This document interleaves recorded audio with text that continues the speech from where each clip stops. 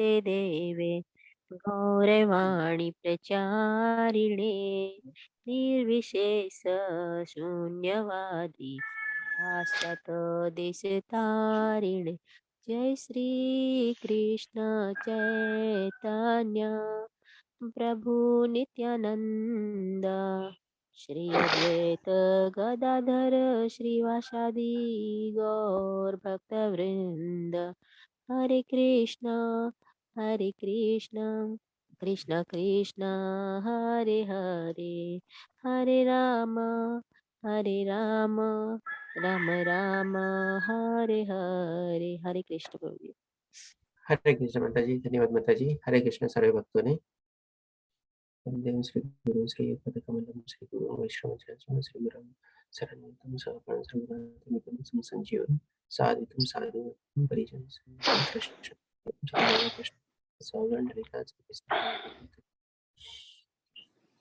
तो ચાલો આપણે આજે શરૂ કરીએ શ્રીમદ ભગવદ ગીતાનો અધ્યાય નંબર 2 જેનું નામ છે આપણે ગીતા સારાંશ। અને આપણે બે રીતે ભગવદ ગીતાનો સારાંશ કહી શકીએ। સૌપ્રથમ તો પહેલા અધ્યાયમાં જે અર્જુનના 4 પ્રશ્નો હતા એ ચારેય પ્રશ્નોનો ભગવાન શ્રી કૃષ્ણ સંતોષકારક જવાબ આપી દેશે અર્જુનને। બધાને મ્યુટ કરી દો પ્લીઝ। આપ સૌ પોતપોતાને મ્યુટ કરી રાખજો કે જેથી કરીને ડિસ્ટર્બ ન થાય।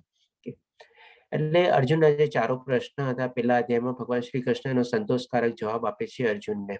અને ત્યાર પછી અર્જુન એક વધારાનો પ્રશ્ન પૂછે છે કે ભાઈ સ્થિત પ્રજ્ઞ મનુષ્યની વ્યાખ્યા શું અને એનું કેવું આચરણ હોય છે। તો ભગવાન શ્રી કૃષ્ણ એ 55 થી 72 શ્લોકમાં જે આપણે બાકીના જે 18 અધ્યાય છે એના સારાંશ રૂપે એ 18 શ્લોકમાં સંપૂર્ણ રીતે સંક્ષિપ્તમાં અર્જુનને સમજાવે છે। તો આ બે રીતે આપણે કહી શકીએ કે આ બીજો અધ્યાય જે છે આપણે સારાંશ રૂપે છે।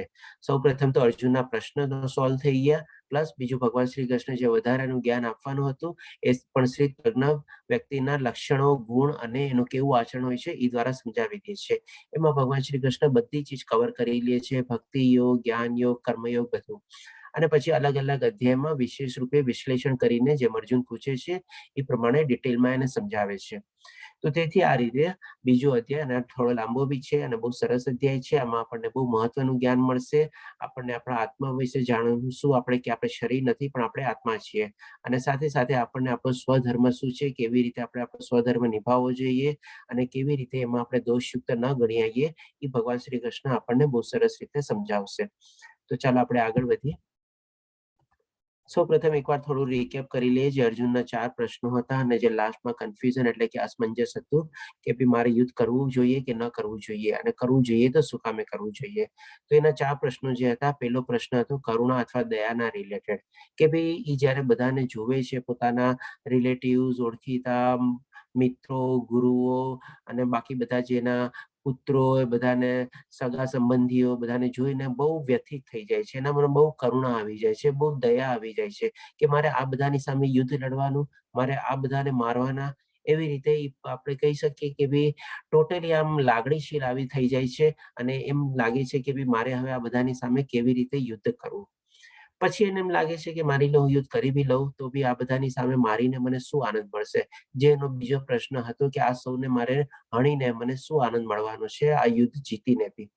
ત્યાર પછી ત્રીજું એ વિચારે છે કે ભાઈ હું પાપ કરવા જઈ રહ્યો છું, એટલે કે પોતાને ગિલ્ટી ફીલ અનુભવે છે કે ભાઈ શું કામે, તો કે ભાઈ મારા ભીષ્મ પિતામહ જેવા પિતાના બધા સામે જે ઊભા છે, મારા ગુરુ બધા જે સામે ઊભા છે, ગુરુ હત્યાનું છે પાપ મને ચડશે, મારા વંશજોને બધાને હું મારીશ, મારા પિતૃઓને બધાને હું મારીશ તો એ બધાનું પાપ મને ચડશે।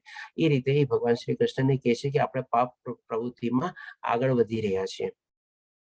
પછી જયારે કૌટુંબિક પરંપરાઓને બહુ જ ડિટેલમાં વિશ્લેષણ કરીને કહે છે 39 થી લઈને 44 શ્લોક સુધી કે જેમાં એ કાલ્પનિક એક પ્રોબ્લેમ ઇમેજિન કરે છે અને એને બહુ મોટો પ્રોબ્લેમ ગણાવે છે કે ભાઈ કૌટુંબિક પરંપરાઓ તૂટી જશે। તો આ રીતે 4 પ્રશ્ન હતા અને 4 પ્રશ્નના કારણે એના મનમાં કન્ફ્યુઝન હતું અથવા ડાઉટ હતું અથવા ક્લિયર નહોતું કે ભાઈ મારે યુદ્ધ શું કામ લડવું। હવે ભગવાન શ્રી કૃષ્ણ આ ચારેયના પ્રશ્નનો જવાબ આપે છે અર્જુન જયારે શરણાગતિ લે છે ત્યારે। તો સૌપ્રથમ બીજા શ્લોકમાં ભગવાન શ્રી કૃષ્ણ અર્જુનને કહે છે, શ્રી ભગવાને કહ્યું મારા પ્રિય અર્જુન, આ મલિનતા તારા મનમાં કેવી રીતે આવી। એટલે કે એક ટાઈપથી શોર્ટલી આમ શાંતિથી છે ને ભગવાન શ્રી કૃષ્ણ અર્જુનને ટપલી મારીને અથવા આપણે કહે ને કે ટાપલું મારીને કહે છે કે ભાઈ આવું તું શું કામ વિચારસ, એટલે કે આમ ઠપકો આપતા હોય ને એવી રીતે કહે છે અને બહુ સરસ રીતે સમજાવે છે કે ભાઈ આ મલિનતા તારા મનમાં કેવી રીતે આવી. પછી કહે છે કે ભાઈ શું તે એવા માણસને યોગ્ય નથી કે જે જીવનનું મૂલ્ય જાણે છે. હવે આનાથી આપણને છે ને આપણને ખબર પડશે કે આપણા જીવનનું મૂલ્ય શું છે. આપણે આ જીવનમાં આવ્યા છીએ, ભૌતિક જીવનમાં આવ્યા છીએ તો શું કામે આવ્યા છીએ આપણે? આપણે ક્યાં જવાનું છે? આપણે કેવી રીતે આગળ વધવાનું છે? એ ભગવાન શ્રી કૃષ્ણ આપણને સમજાવશે. કારણ કે અત્યાર સુધી ભગવાન શ્રી કૃષ્ણ અહીંયા કાંઈ પણ એક અક્ષર બી બોલતા નથી અને જે પ્રમાણે પહેલા અધ્યાયમાં ખાલી અર્જુન બધા એના પ્રશ્નોનું વિશ્લેષણ કરે છે અને ડિટેલમાં કહે છે કે ભાઈ આવી રીતે આમ આવી રીતે આમ થઈ રહ્યું છે બધું, ત્યારે ભગવાન શ્રી કૃષ્ણ શાંતિથી સરસ રીતે એને સાંભળે છે અને સાંભળ્યા પછી ત્યારે ભગવાન શ્રી કૃષ્ણ હવે બીજા અધ્યાયમાં બોલવાનું શરૂ કરે છે અને સૌપ્રથમ નાનકડો એક ઠપકો આપીને પછી કહે છે કે ભાઈ જે લોકો જીવનનું મૂલ્ય જાણે છે એ લોકો આવી રીતે બોલતા નથી. અને પછી એનું રિઝલ્ટ બી કહે છે કે તે ઉચ્ચ લોક તરફ નહીં પરંતુ બદનામી તરફ દોરી જાય છે. એટલે કે જે લોકોને આવી મલિનતા મનમાં આવી જાય છે, જે અર્જુનના મનમાં ત્યારે મલિનતા આવી અને જે રીતે એ બોલવા લાગ્યો એ રીતેનું રિઝલ્ટ શું છે તો કે ભાઈ ઉચ્ચતર લોકમાં બી નથી જતા પણ એને શું બદનામી થાય છે સમાજમાં. એટલે કે આપણે કહી શકીએ કે એક જાતની અધોગતિ થાય છે. તો હવે આના ઉપરથી આપણે લર્નિંગ શું છે કે ભાઈ જ્યારે આપણે ઘણીવાર આવા ભાવ વિભોર થઈ જઈએ છીએ, ઘણીવાર કોઈ સિચ્યુએશન એવી સર્કમસ્ટાન્સીસ આપણી સામે આવીને ઊભા થઈ જાય ત્યારે આપણે પણ પોતે છે ને આમ એવી રીતે બિહેવ કરતા હોઈએ છીએ, એવું આપણે આચરણ કરતા હોઈએ છીએ કે એવા બધા આપણા શબ્દો નીકળતા હોય છે મોઢામાંથી કે જે આપણા પોતાના કેરેક્ટર અથવા આપણા પોતાની જે લાક્ષણિકતા હોય અથવા જે આપણો જે સ્વભાવ હોય એને અનુકૂળ ન હોય. આજે ક્ષત્રિય તરીકે અર્જુન જે પ્રમાણે ડિસ્ક્રાઇબ કરતો હતો અને જે વર્ણવતો હતો એ એને શોભતું નહોતું. એવી જ રીતે ઘણીવાર આપણી લાઈફમાં બી આવા સંજોગો ઊભા થાય છે કે ભાઈ આપણે પોતે શું કરી રહ્યા છીએ, આપણે શું બોલી રહ્યા છીએ એ આપણને પોતાના જ આપણા નેચર અને આપણા કેરેક્ટરની શોભા ન દેતું હોય. એટલે ભગવાન શ્રી કૃષ્ણ અહીંયા સ્લાઇટલી નાનકડો ઠપકો આપતા કહે છે કે તો આ મનમાં આવી મલિનતા કેવી રીતે આવી?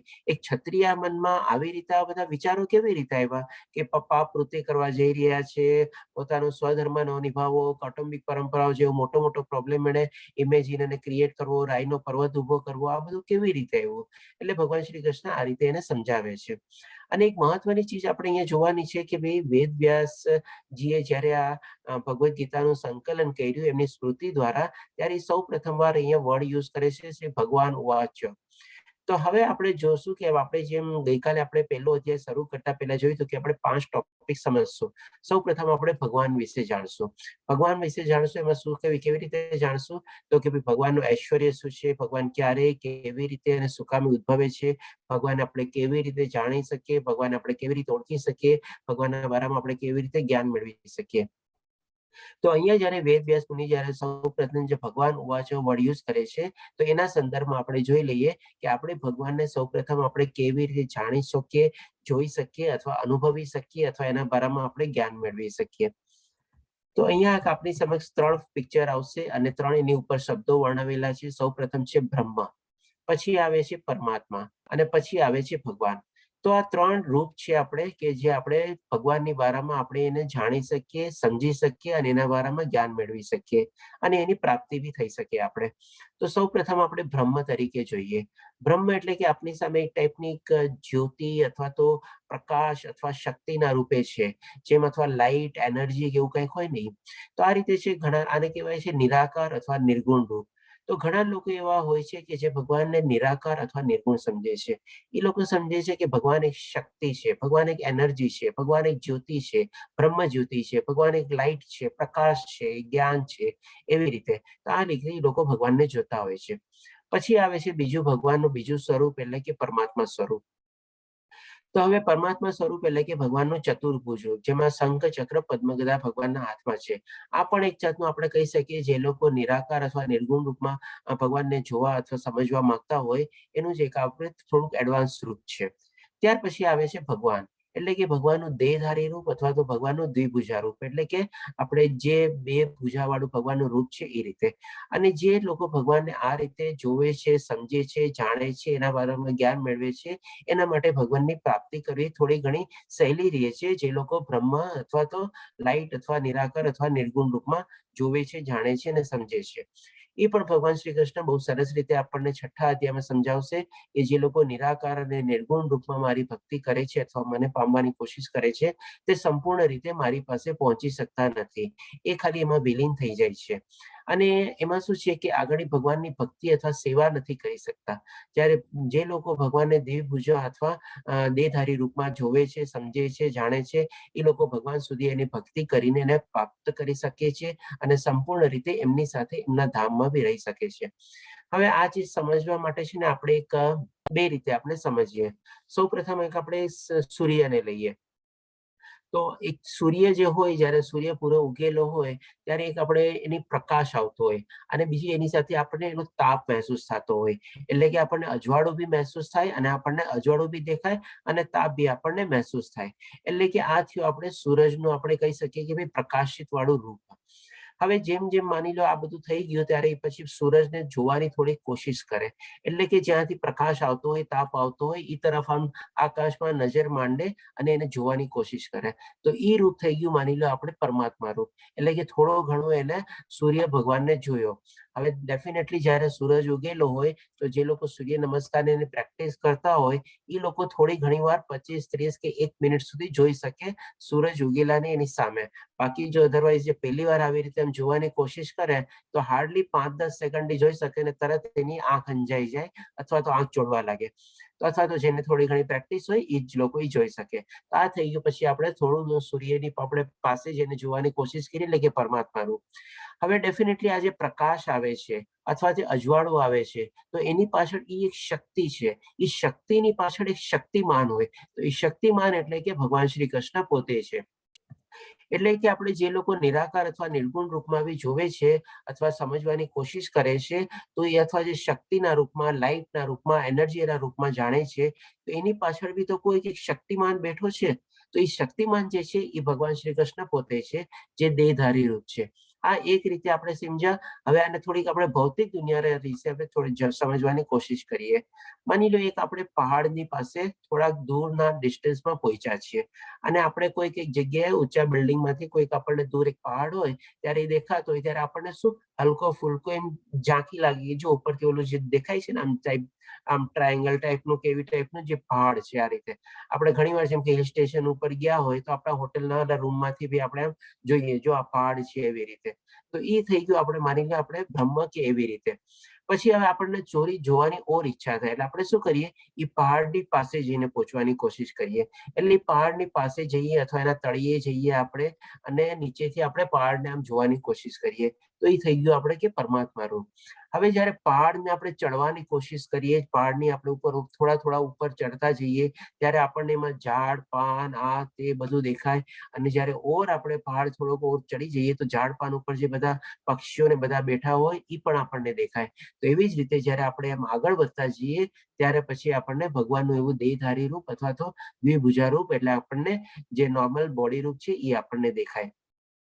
તો આ બે રીતે આપણે સમજ્યા કે આપણે ભગવાનને 3 રીતે જાણી શકીએ, સમજી શકીએ, ઓળખી શકીએ અને એના બારામાં આપણે જ્ઞાન મેળવી શકીએ. હવે આપણે જોઈએ કે ભગવાનનું ઐશ્વર્ય શું છે.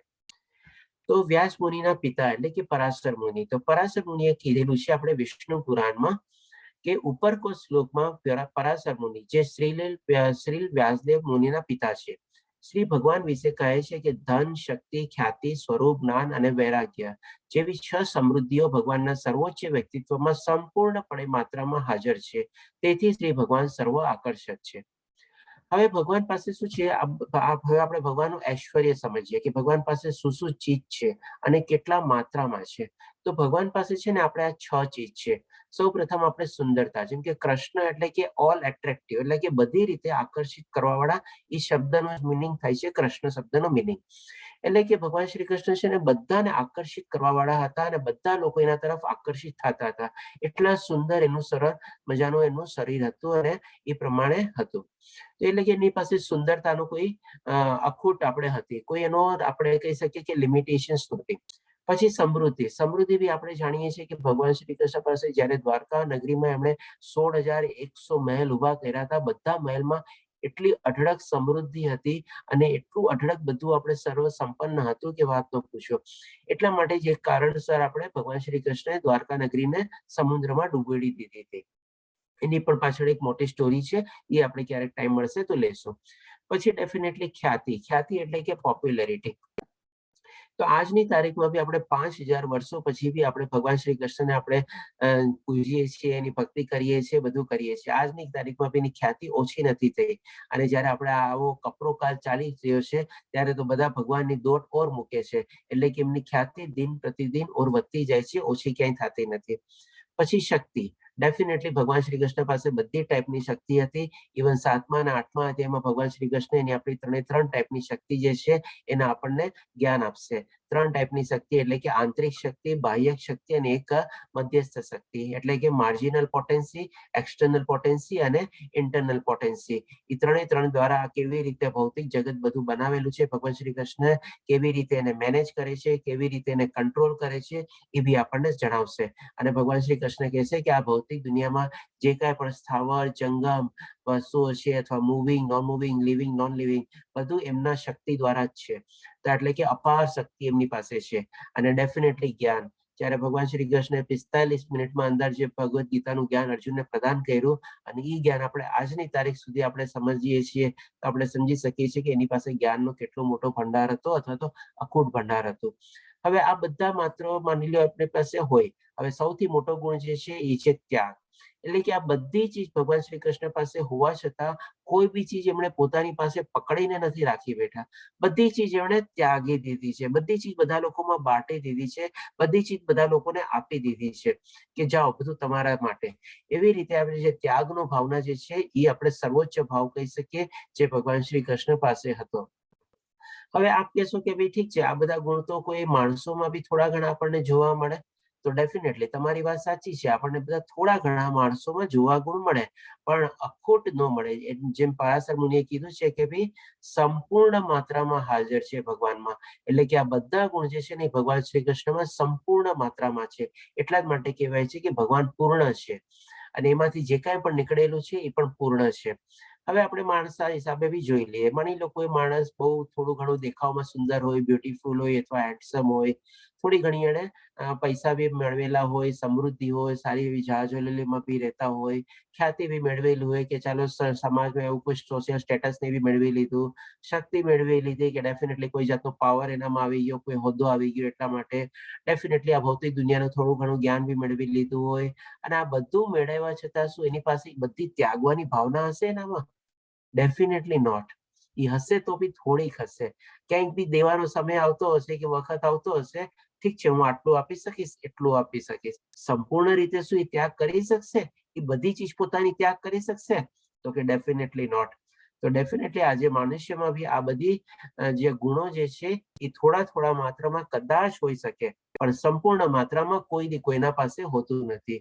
અને આ બધું હોવા છતાં બી સંપૂર્ણ રીતે એનામાં ત્યાગ ભાવના તો કોઈ દિવસ જ આવતી નથી, અથવા હોતી નથી. છેલ્લે સુધી એનામાં ત્યાગ ભાવના સંપૂર્ણ રીતે કેળવાતી જ નથી. તો આ જ્યારે ભગવાન શ્રી કૃષ્ણમાં આ બધું સંપૂર્ણ રીતે હતું, અને એના સર્વોપરી ત્યાગ ભાવના બી સંપૂર્ણ રીતે હતી, એટલા માટે આપણે ભગવાનનું ઐશ્વર્ય જે છે, આપણે એને ભગવાન તરીકે આપણે જાણીએ છીએ, ઓળખીએ છીએ અને સમજીએ છીએ. એટલે કે ભગવાનનો મિનિંગ આ છે કે આપણે ઇન શોર્ટ આપણને અહીંયા ભગવાનની ડેફિનેશન મળે છે કે જેની પાસે આ બધી ચીજો હોય, સંપૂર્ણ રીતે હોય, અને સંપૂર્ણ માત્રામાં એને ત્યાગી બી હોય, ત્યારે જઈને આપણે કોઈને આપણે ભગવાન તરીકે જાણી શકીએ, અથવા એને કમ્પેર કરી શકીએ. હવે આપણે ભગવાન શ્રી કૃષ્ણ અર્જુન 7મા શ્લોકમાં જ્યારે ભગવાન શ્રી કૃષ્ણની શરણાગતિ લે છે એ સમજીએ આપણે. ત્યાર પછી આપણે કહી શકીએ કે ટ્રુ સેન્સમાં ભગવાન શ્રી કૃષ્ણ એને જ્ઞાન આપવાનું, પ્રદાન કરવાનું શરૂઆત કરે છે. તો 7મા અધ્યાયના શ્લોકમાં અર્જુન ટોટલી શરણાગતિ લે છે, અને આમાંથી પણ આપણને 2-3 ચીજ શીખવાની છે. પહેલા આપણે શ્લોક સમજી લઈએ. હવે હું સંકુચિત યુક્ત દુર્બળતાને કારણે મારી કર્તવ્ય ભૂલી ગયો છું, અને મનની બધી અસ્વસ્થતા ખોઈ બેઠો છું. એટલે હવે અહીંયા અર્જુન પોતે એડમિટ કરે છે, જ્યારે ભગવાન શ્રી કૃષ્ણને થોડોક હલકો ઠપકો આપે છે કે તારા મનમાં આવી બધી મલિનતા ક્યાંથી આવી. અને હજી એક આગળના એક શ્લોકમાં, 3-4 શ્લોકમાં, જ્યારે ભગવાન શ્રી કૃષ્ણ એને કહે છે કે તું તો દુર્બળ છે, તારી મનમાં તારું હૃદય આટલું દુર્બળ કેવી રીતે થઈ ગયું? એટલે કે તારા મનમાં આવી કમજોરી કેવી રીતે આવી ગઈ? તારું હૃદય આટલું કમજોર કેમ થઈ ગયું? તો એના પ્રતાપે પછી અર્જુન કહે છે કે ડેફિનેટલી મારામાં દુર્બળતા આવી ગઈ છે, અને અને હું મારી એ દુર્બળતાની બધાને સ્વીકારું છું અને હું મારી કર્તવ્ય બી ભૂલી ગયો છું એ પણ હું સ્વીકારું છું. અને પોતાનું મન અસ્વસ્થ થઈ ગયું છે અને પોતાની સભાનતા ખોઈ બેઠો છે એ બધી ચીજને અર્જુન સ્વીકારે છે જ્યારે ભગવાન શ્રી કૃષ્ણ એને એ પ્રમાણે કહે છે ત્યારે કે ભઈ તારી મલિનતા કેવી રીતે આવી અને આ દુર્બળ તારું હૃદય કેમ થઈ ગયું ત્યારે. પછી શું કામે આવી એ માટે બી કહે છે કે આવી સ્થિતિમાં હું આપને પૂછી રહ્યો છું કે જે મારે માટે કલ્યાણકારી હોય તેનું ચોક્કસ કથન કરો. હવે અહીંયા શું છે, અર્જુન એક બહુ સરસ વર્ડ વાપરે છે કે કલ્યાણકારી. અહીંયા એ ક્યાંય યુઝ નથી કરતો કે મારા માટે લાભકારક અથવા તો મારા માટે ફાયદાકારક અથવા તો જે મને બેનિફિટ આપવાનો હોય અથવા તો જે મને પ્રોફિટ આપવાનો હોય એવું ક્યાંય વર્ડ નથી કરતો. કલ્યાણકારી એટલે કે મારા માટે હિતેચ્છુ જે છે એ રીતે તમે મને કહો, તમે મારા હિતેચ્છુ છો અને મારા માટે શું કલ્યાણકારી છે. કલ્યાણકારી એટલે કે અલ્ટિમેટમ, એટલે કે શું મારે કરવું જોઈએ અત્યારે એનું તમે મને જ્ઞાન પ્રદાન કરો. તો આ રીતે અર્જુન ત્યારે કહે છે અને પછી જ્યારે ટોટલી શરણાગતિ લે છે, હવે હું આપનો શિષ્ય છું અને આપનો શરણાગત છું, મને ઉપદેશ આપવાની કૃપા કરો. તો અહીંયા આપણે છે ને એક સારા શિષ્યના 3 ગુણ આપણે બહાર આવે છે. સૌ પ્રથમ તો શું છે કે ભાઈ નમ્ર હાથે વિનંતી કરી આપણે ટોટલી સારા ગુરુ પાસે જઈ એની શરણાગતિ લેવાની, આપણી જે કંઈ પણ ભૂલ નહીં બધું હોય એડમિટ કરવાનું. અને પછી બીજું છે કે ભાઈ આપણે એને રિક્વેસ્ટ કરવાની કે હું આપના શરણે આવ્યો છું, આપ મને આપનું મને જ્ઞાન પ્રદાન કરો, કલ્યાણકારી જ્ઞાન પ્રદાન કરો અથવા તો જે મારા માટે સારું હોય, હિતેચ્છુ વાળું જ્ઞાન હોય એ તમે મને જ્ઞાન પ્રદાન કરો. અને ત્રીજું એક લક્ષણ છે આપણે સારા શિષ્યના કે ભાઈ જે ત્યાર પછી આપણને જો ગુરુ પાસેથી જ્ઞાન મળે તો આપણને કાંઈ બી મનમાં કન્ફ્યુઝન હોય, ડાઉટ હોય અથવા કોઈ ચીજ ક્લિયર ન હોય તો આપણે પ્રશ્ન દ્વારા પૂછવાનું. જે અર્જુન આ અધ્યાયથી શરૂ કરશે તો લગભગ 18 અધ્યાય સુધી ચાલશે અને એ જ રીતે અલગ અલગ અધ્યાય બી ઓપન થાય છે. કોક અધ્યાય અર્જુનના પ્રશ્ન દ્વારાથી શરૂઆત થાય છે અને કોક અધ્યાય ભગવાન શ્રી કૃષ્ણ સામેથી એને સમજાવે છે. તો આ રીતે પ્રશ્ન બી પૂછવા જોઈએ, એ પણ એક સારા શિષ્યના લક્ષણ છે. અને એવી જ રીતે છે ને 3 લક્ષણ આપણે સારા ગુરુના આવી છે. જ્યારે કોઈ શિષ્ય આવી રીતે શરણાગતિ લે તો સૌ પ્રથમ તો શું છે કે ભાઈ નમ્ર ભાવે એની શરણાગતિ બી સ્વીકારવાની. ત્યારે એમ નહીં કે આપણે બી ઇગોઇસ્ટિક થઈને ઓ હવે તું આવ્યો મારા શરણમાં, ચાલ હવે તને જ્ઞાન આપું છું. એટલે કે સરસ રીતે આપણે એને નમ્ર ભાવે એને આપણે શિષ્ય તરીકે બી આપણે સ્વીકારવાનો. પછી જે એની વિનંતીને માત આપીને જ્યારે આપણને કહે કે મને જ્ઞાન પ્રદાન કરો ત્યારે આપણે જ્ઞાન બી એ રીતે આપણે સરસ રીતે પ્રદાન કરવાનું. અને ત્રીજું લક્ષણ છે સારા ગુરુનું કે ભાઈ જે એના પ્રશ્નો હોય અથવા તો જેના ડાઉટ અથવા કન્ફ્યુઝન હોય એનો બને ત્યાં સુધી પૂરેપૂરો પ્રયાસ કરવાનો, એનો સંતોષકારક જવાબ આપવાનો. તો એ જ રીતે ભગવાન શ્રી કૃષ્ણ પણ સરસ રીતે એને શિષ્ય તરીકે સ્વીકારે છે. પોતે બહુ સરસ રીતે ડિટેલમાં બધું જ્ઞાન એને પ્રદાન કરે છે અને જે વચ્ચે વચ્ચે એના પ્રશ્નો થાય છે એ પ્રશ્નોનો પણ એને બહુ સરસ રીતે સંતોષકારક જવાબ આપે છે. આ બે ચીજ આપણને અહીંયાથી ગુરુના લક્ષણો અને શિષ્યના લક્ષણો એ પણ આપણને બહુ સરસ રીતે જાણવા મળે છે. અને એ રીતે આપણે હવે આગળ વધીએ. જ્યારે અર્જુને શરણાગતિ લઈ લીધી છે તો હવે આપણે સમજી લેવાનું આપણે બી પોતે એ પ્રમાણે અત્યારે ભગવાન શ્રી કૃષ્ણની શરણાગતિ લઈ લીધી છે અને ભગવાન શ્રી કૃષ્ણ હવે આપણને જે જ્ઞાન પ્રદાન કરવા જશે એ આપણે એને સરસ રીતે ગ્રહણ કરવાની કોશિશ કરશું. તો ત્યાર પછી ભગવાન શ્રી કૃષ્ણ એનો જે પ્રથમ જવાબ હતો એટલે કે પ્રથમ સવાલ હતો કે કરુણા અથવા તો દયા જે એના મનમાં જાગે છે એનો ભગવાન શ્રી કૃષ્ણ 11મા શ્લોકથી લઈને 30મા શ્લોક સુધી જવાબ આપે છે. અને એ જવાબ આપે છે કે ભાઈ એને શું ડર હતો કે ભાઈ આ બધા સામે જે મારે ઊભા છે, મારા રિલેટિવ્સ, મારા ફ્રેન્ડ્સ, મારા વેલ વિશર, મારા ગુરુ, એ બધાને મારે મારી નાખવાના છે, એની સામે મારે લડવાનું છે. એટલે કે ખાલી બહારની કે આપણે શરીર જોતો હતો, હવે અંદર શું છે એ આત્મા નહોતો જોતો. તો હવે ભગવાન શ્રી કૃષ્ણ એને બહુ સરસ રીતે સમજાવશે કે ભાઈ આપણે શરીર નથી પણ આપણે આત્મા છીએ. જે ભગવાન શ્રી કૃષ્ણ 11મા શ્લોકથી શરૂઆત કરે છે. સૌ પ્રથમ કહે છે કે પૂર્ણ પુરુષોત્તમ પરમેશ્વર બોલ્યા તું વિદ્વતા ભરી વાતો કરે છે.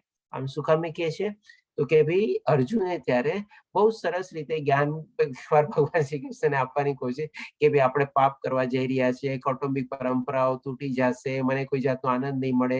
એટલે આ બધું છે ને એક જાતને આમ જાણે કે બહુ સો કોલ્ડ પંડિત હોય એ રીતે ભગવાન શ્રી કૃષ્ણની સમજાવવાની કોશિશ કરે છે કે આપણે આ યુદ્ધ ન લડવું જોઈએ.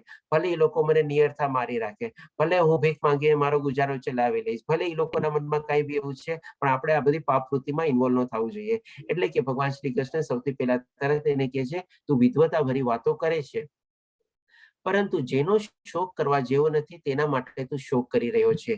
જેઓ વિદ્વાન હોય છે તેઓ જીવિત કે મૃત માટે શોક કરતા નથી. એટલે કે સૌથી મોટું પહેલું ઇમ્પોર્ટન્ટ લર્નિંગ અહીંયા આપણને શું ભગવાન શ્રી કૃષ્ણ આપે છે કે જેઓ વિદ્વાન હોય છે. હવે વિદ્વાન કોને કહેવાય? તો કે જેને આત્મજ્ઞાન ને બધું હોય, અને જેને જ્યારે આત્મજ્ઞાન ને હોય ત્યારે એ લોકો શું કરે, એ લોકોનું રિઝલ્ટ શું હોય અથવા કેવી પ્રતિક્રિયા હોય, તો કે તેઓ જીવિત કે મૃત કોઈ માટે શોક કરતા નથી. એટલે કે એની સામે કોઈ જીવતું હોય કે કોઈ મરેલું હોય, જેમ આપણી સામે અહીંયા ફોટો આપેલો છે, એક બિચારો લંગડો માણસ છે, એક બિચારી ડેડ બોડી છે, એક બિચારો માણસ રોવે છે, આ રીતે કોણ એક બિચારો સરસ મજાનો ચાલે છે. એટલે કે આ બધા માણસો પ્રત્યે કોઈ માણસો વિદ્વાન માણસ છે આપણે સમજીએ, અને આ 3 પ્રકારના માણસને જોવે છે, તો એને કઈ લાગતું નથી, કારણ કે જીવિત અને મૃત વચ્ચે કોઈ જાતનો શોક કરવા જેવું રહેતું નથી. હવે શું કામ એ નથી કરવા જેતું, એ પણ ભગવાન શ્રી કૃષ્ણ પછી 12મા શ્લોકમાં કહે છે કે એવું ક્યારેય ન હતું, ન રહ્યો હોવ કે ન તું ન રહ્યો હોય, અથવા તો આ બધા રાજાઓ ના રહ્યા હોય, અને એવું પણ નથી કે પછી ભવિષ્યમાં આપણે બધા નહીં હોઈએ.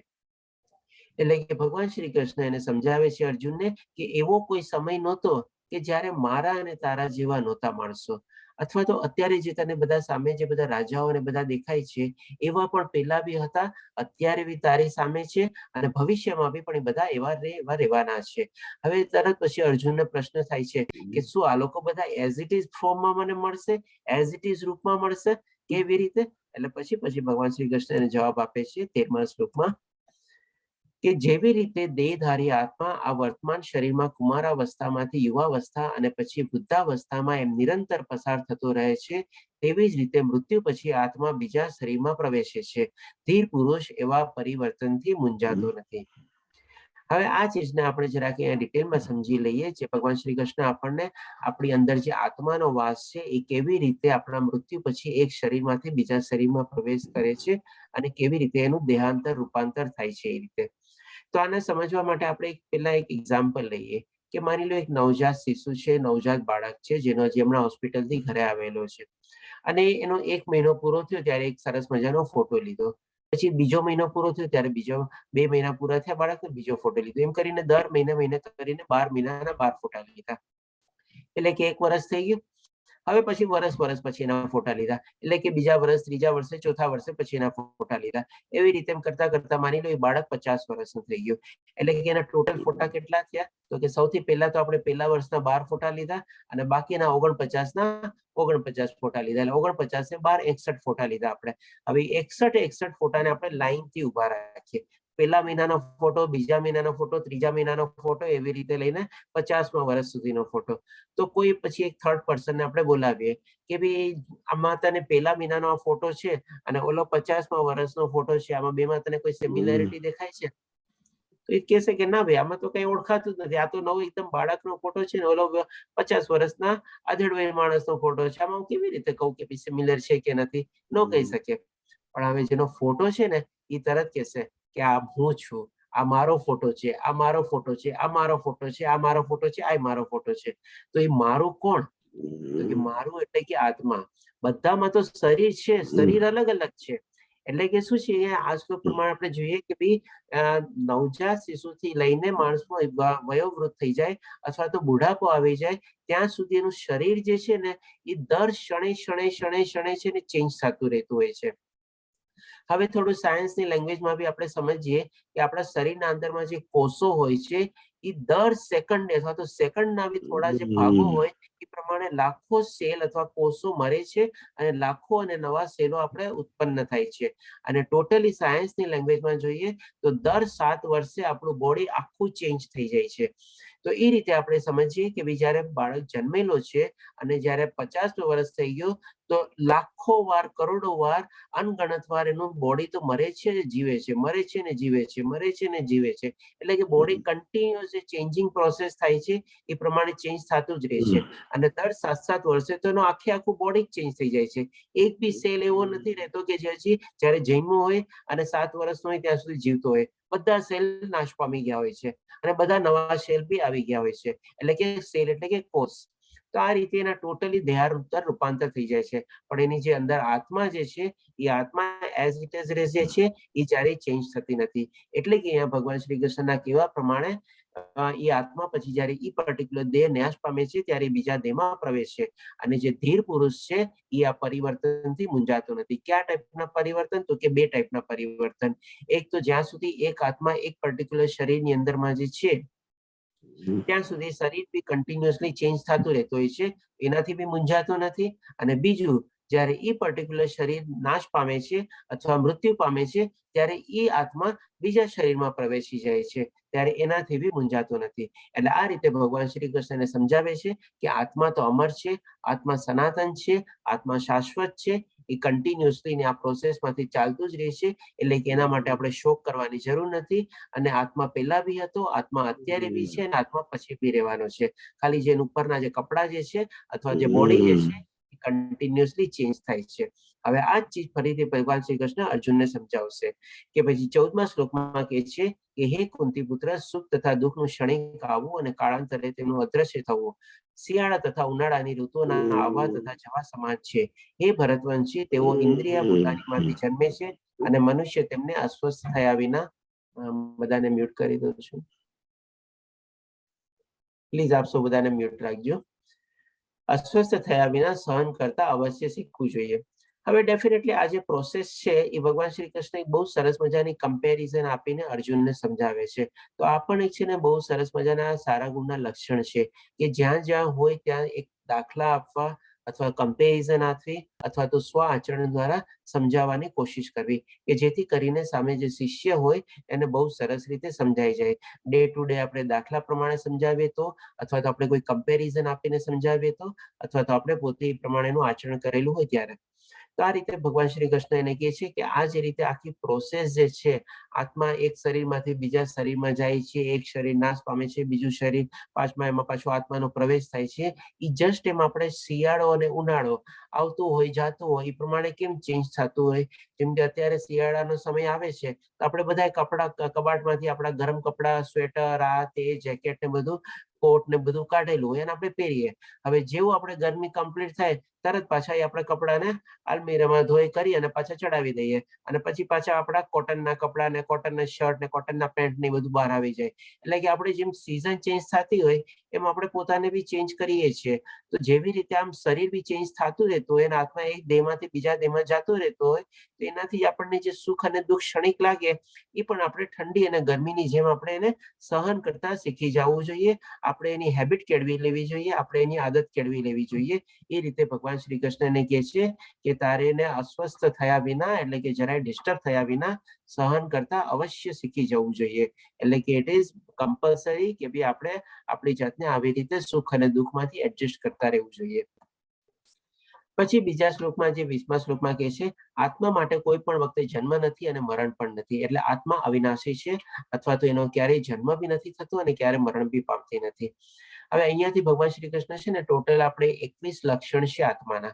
એ 21 લક્ષણમાંથી આપણે મેઇન જે શ્લોક કરશું એમ જેમ જોઈએ આપણે એમાં કેટલા લક્ષણ કવર થાય છે, અને પછી નહીં તો ટોટલી એકવાર આપણે અલગથી 21 લક્ષણ બી સમજી લેશું. તો આમાં કહે છે કે આત્મા એટલે કે કોઈ વખતે જન્મ નથી અથવા મરણ નથી. આ બે લક્ષણ આવી ગયા. તે ક્યારેય જન્મ્યો નથી, જન્મ લેતી નથી અને જન્મવાનો પણ નથી. તે અજન્મા, સનાતન, ચિરસ્થાયી તથા પુરાતન છે. આ પણ બધા આત્માના લક્ષણ છે.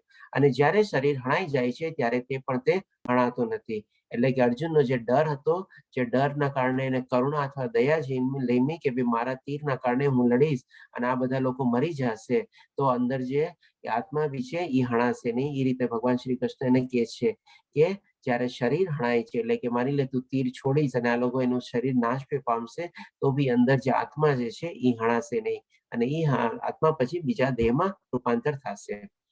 પછી એ કેવી રીતે રૂપાંતર થશે એ બી ભગવાન શ્રી કૃષ્ણ 22મા શ્લોકમાં સમજાવે છે કે જેવી રીતે મનુષ્ય જૂના વસ્ત્રો તજીને નવા વસ્ત્રો ધારણ કરે છે, તેવી રીતે આત્મા વૃદ્ધ થતા નકામા શરીરો તજીને નવા ભૌતિક શરીર ધારણ કરે છે. એટલે કે આપણે જેમ માની લો અર્જુને તીર ચલાવ્યો, એ શરીર નાશ પામ્યું, તેની અંદર આત્મા બી નીકળીને પછી નવા શરીરમાં જવાના છે.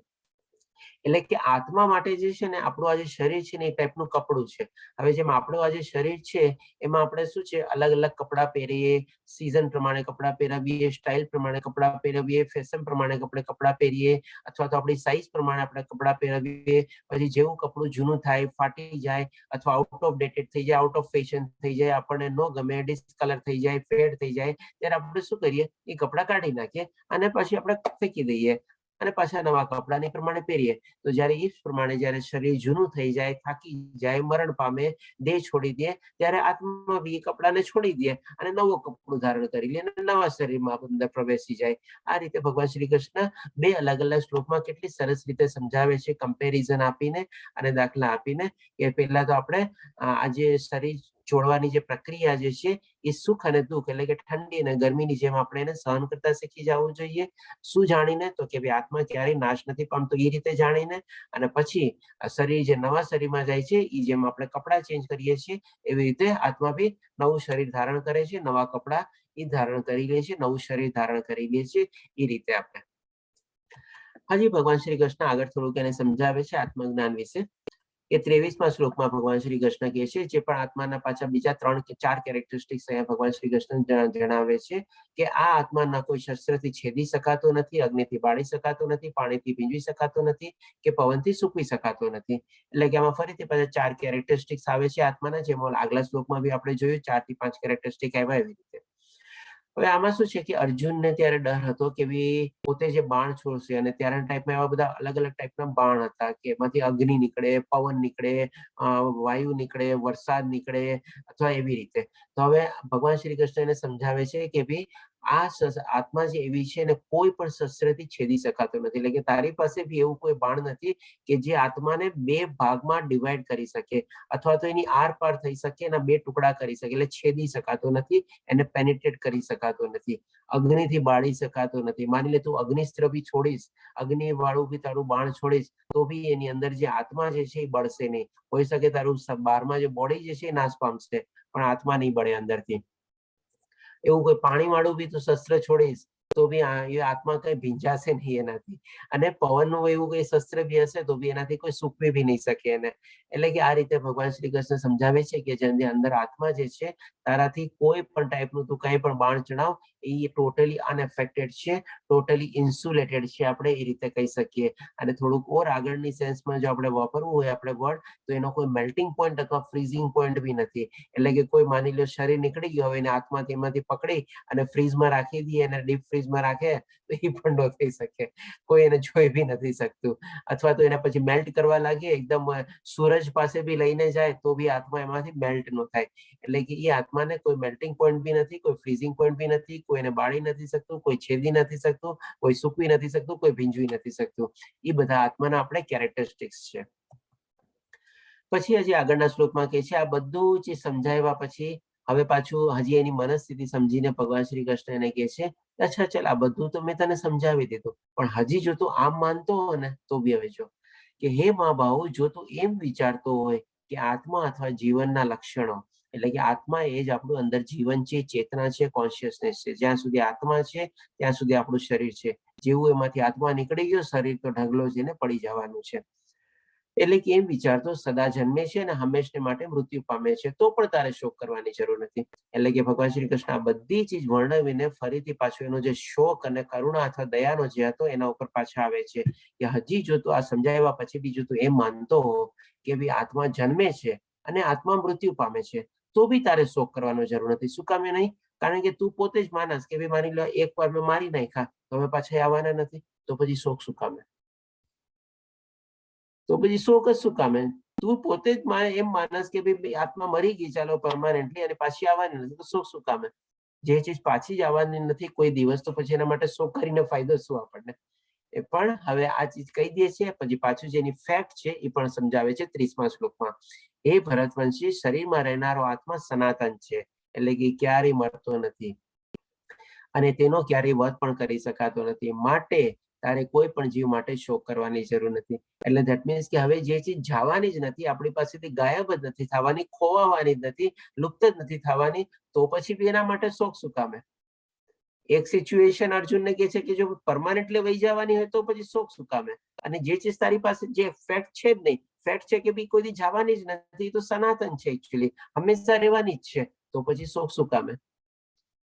એટલે કેટલું સરસ રીતે ભગવાન શ્રી કૃષ્ણ સમરાઇઝ કરીને સમજાવી દે છે 11મા શ્લોક થી લઈને 30મા શ્લોક સુધીમાં કે ભાઈ આપણે શરીર છીએ પણ આપણે શરીર નથી, પણ આપણે આત્મા છીએ. અને આ જ્યારે આત્મા આપણે જે સનાતન છે એનો ક્યારેય નાશ થઈ શકતો નથી, તો પછી દેહના આપણે નાશ અથવા એના મૃત્યુ ઉપર આપણે શું કામે શોક કરવો? આ રીતે ભગવાન શ્રી કૃષ્ણને સમજાવે છે. એટલે કે આ આખી ચીજ સમયરા પછી એક આ સ્લાઇડ છે કે ભાઈ આપણે આત્મા છીએ પણ આપણે શરીર નથી. We are soul but we are not body.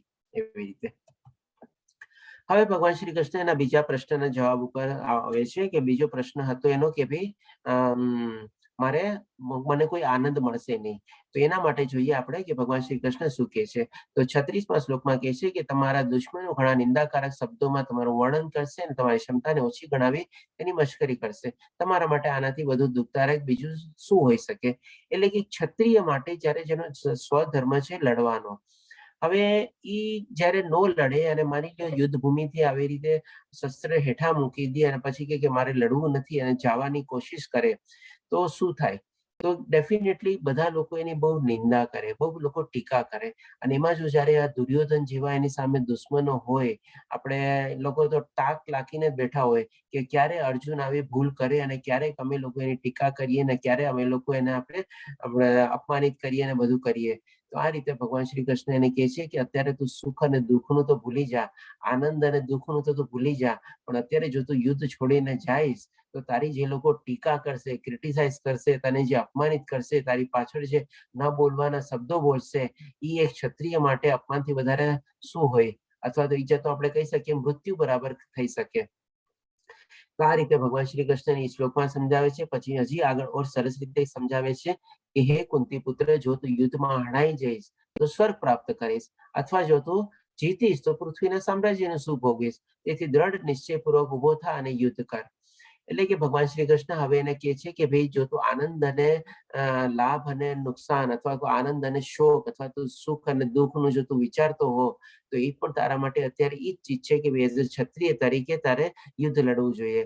અને જો માની લો યુદ્ધ લડતા લડતા તું હણાઈ ગયો, એટલે કે તારો સ્વધર્મ નિભાવતા નિભાવતા તું મરી ગયો, તો તું સ્વર્ગની પ્રાપ્તિ કરીશ. તો એ પણ તો તારા માટે આનંદની જ વાત છે, એ પણ તારા માટે સુખની જ વાત છે.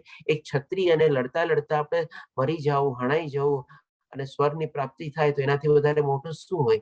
અને પછી જો માની લો જીતી બી ગયો તો તને પૃથ્વીનું સામ્રાજ્ય મળશે. તો દેટ મીન્સ ભગવાન શ્રી કૃષ્ણ કહે છે કે તારા તો બંને હાથમાં લડ્ડુ છે.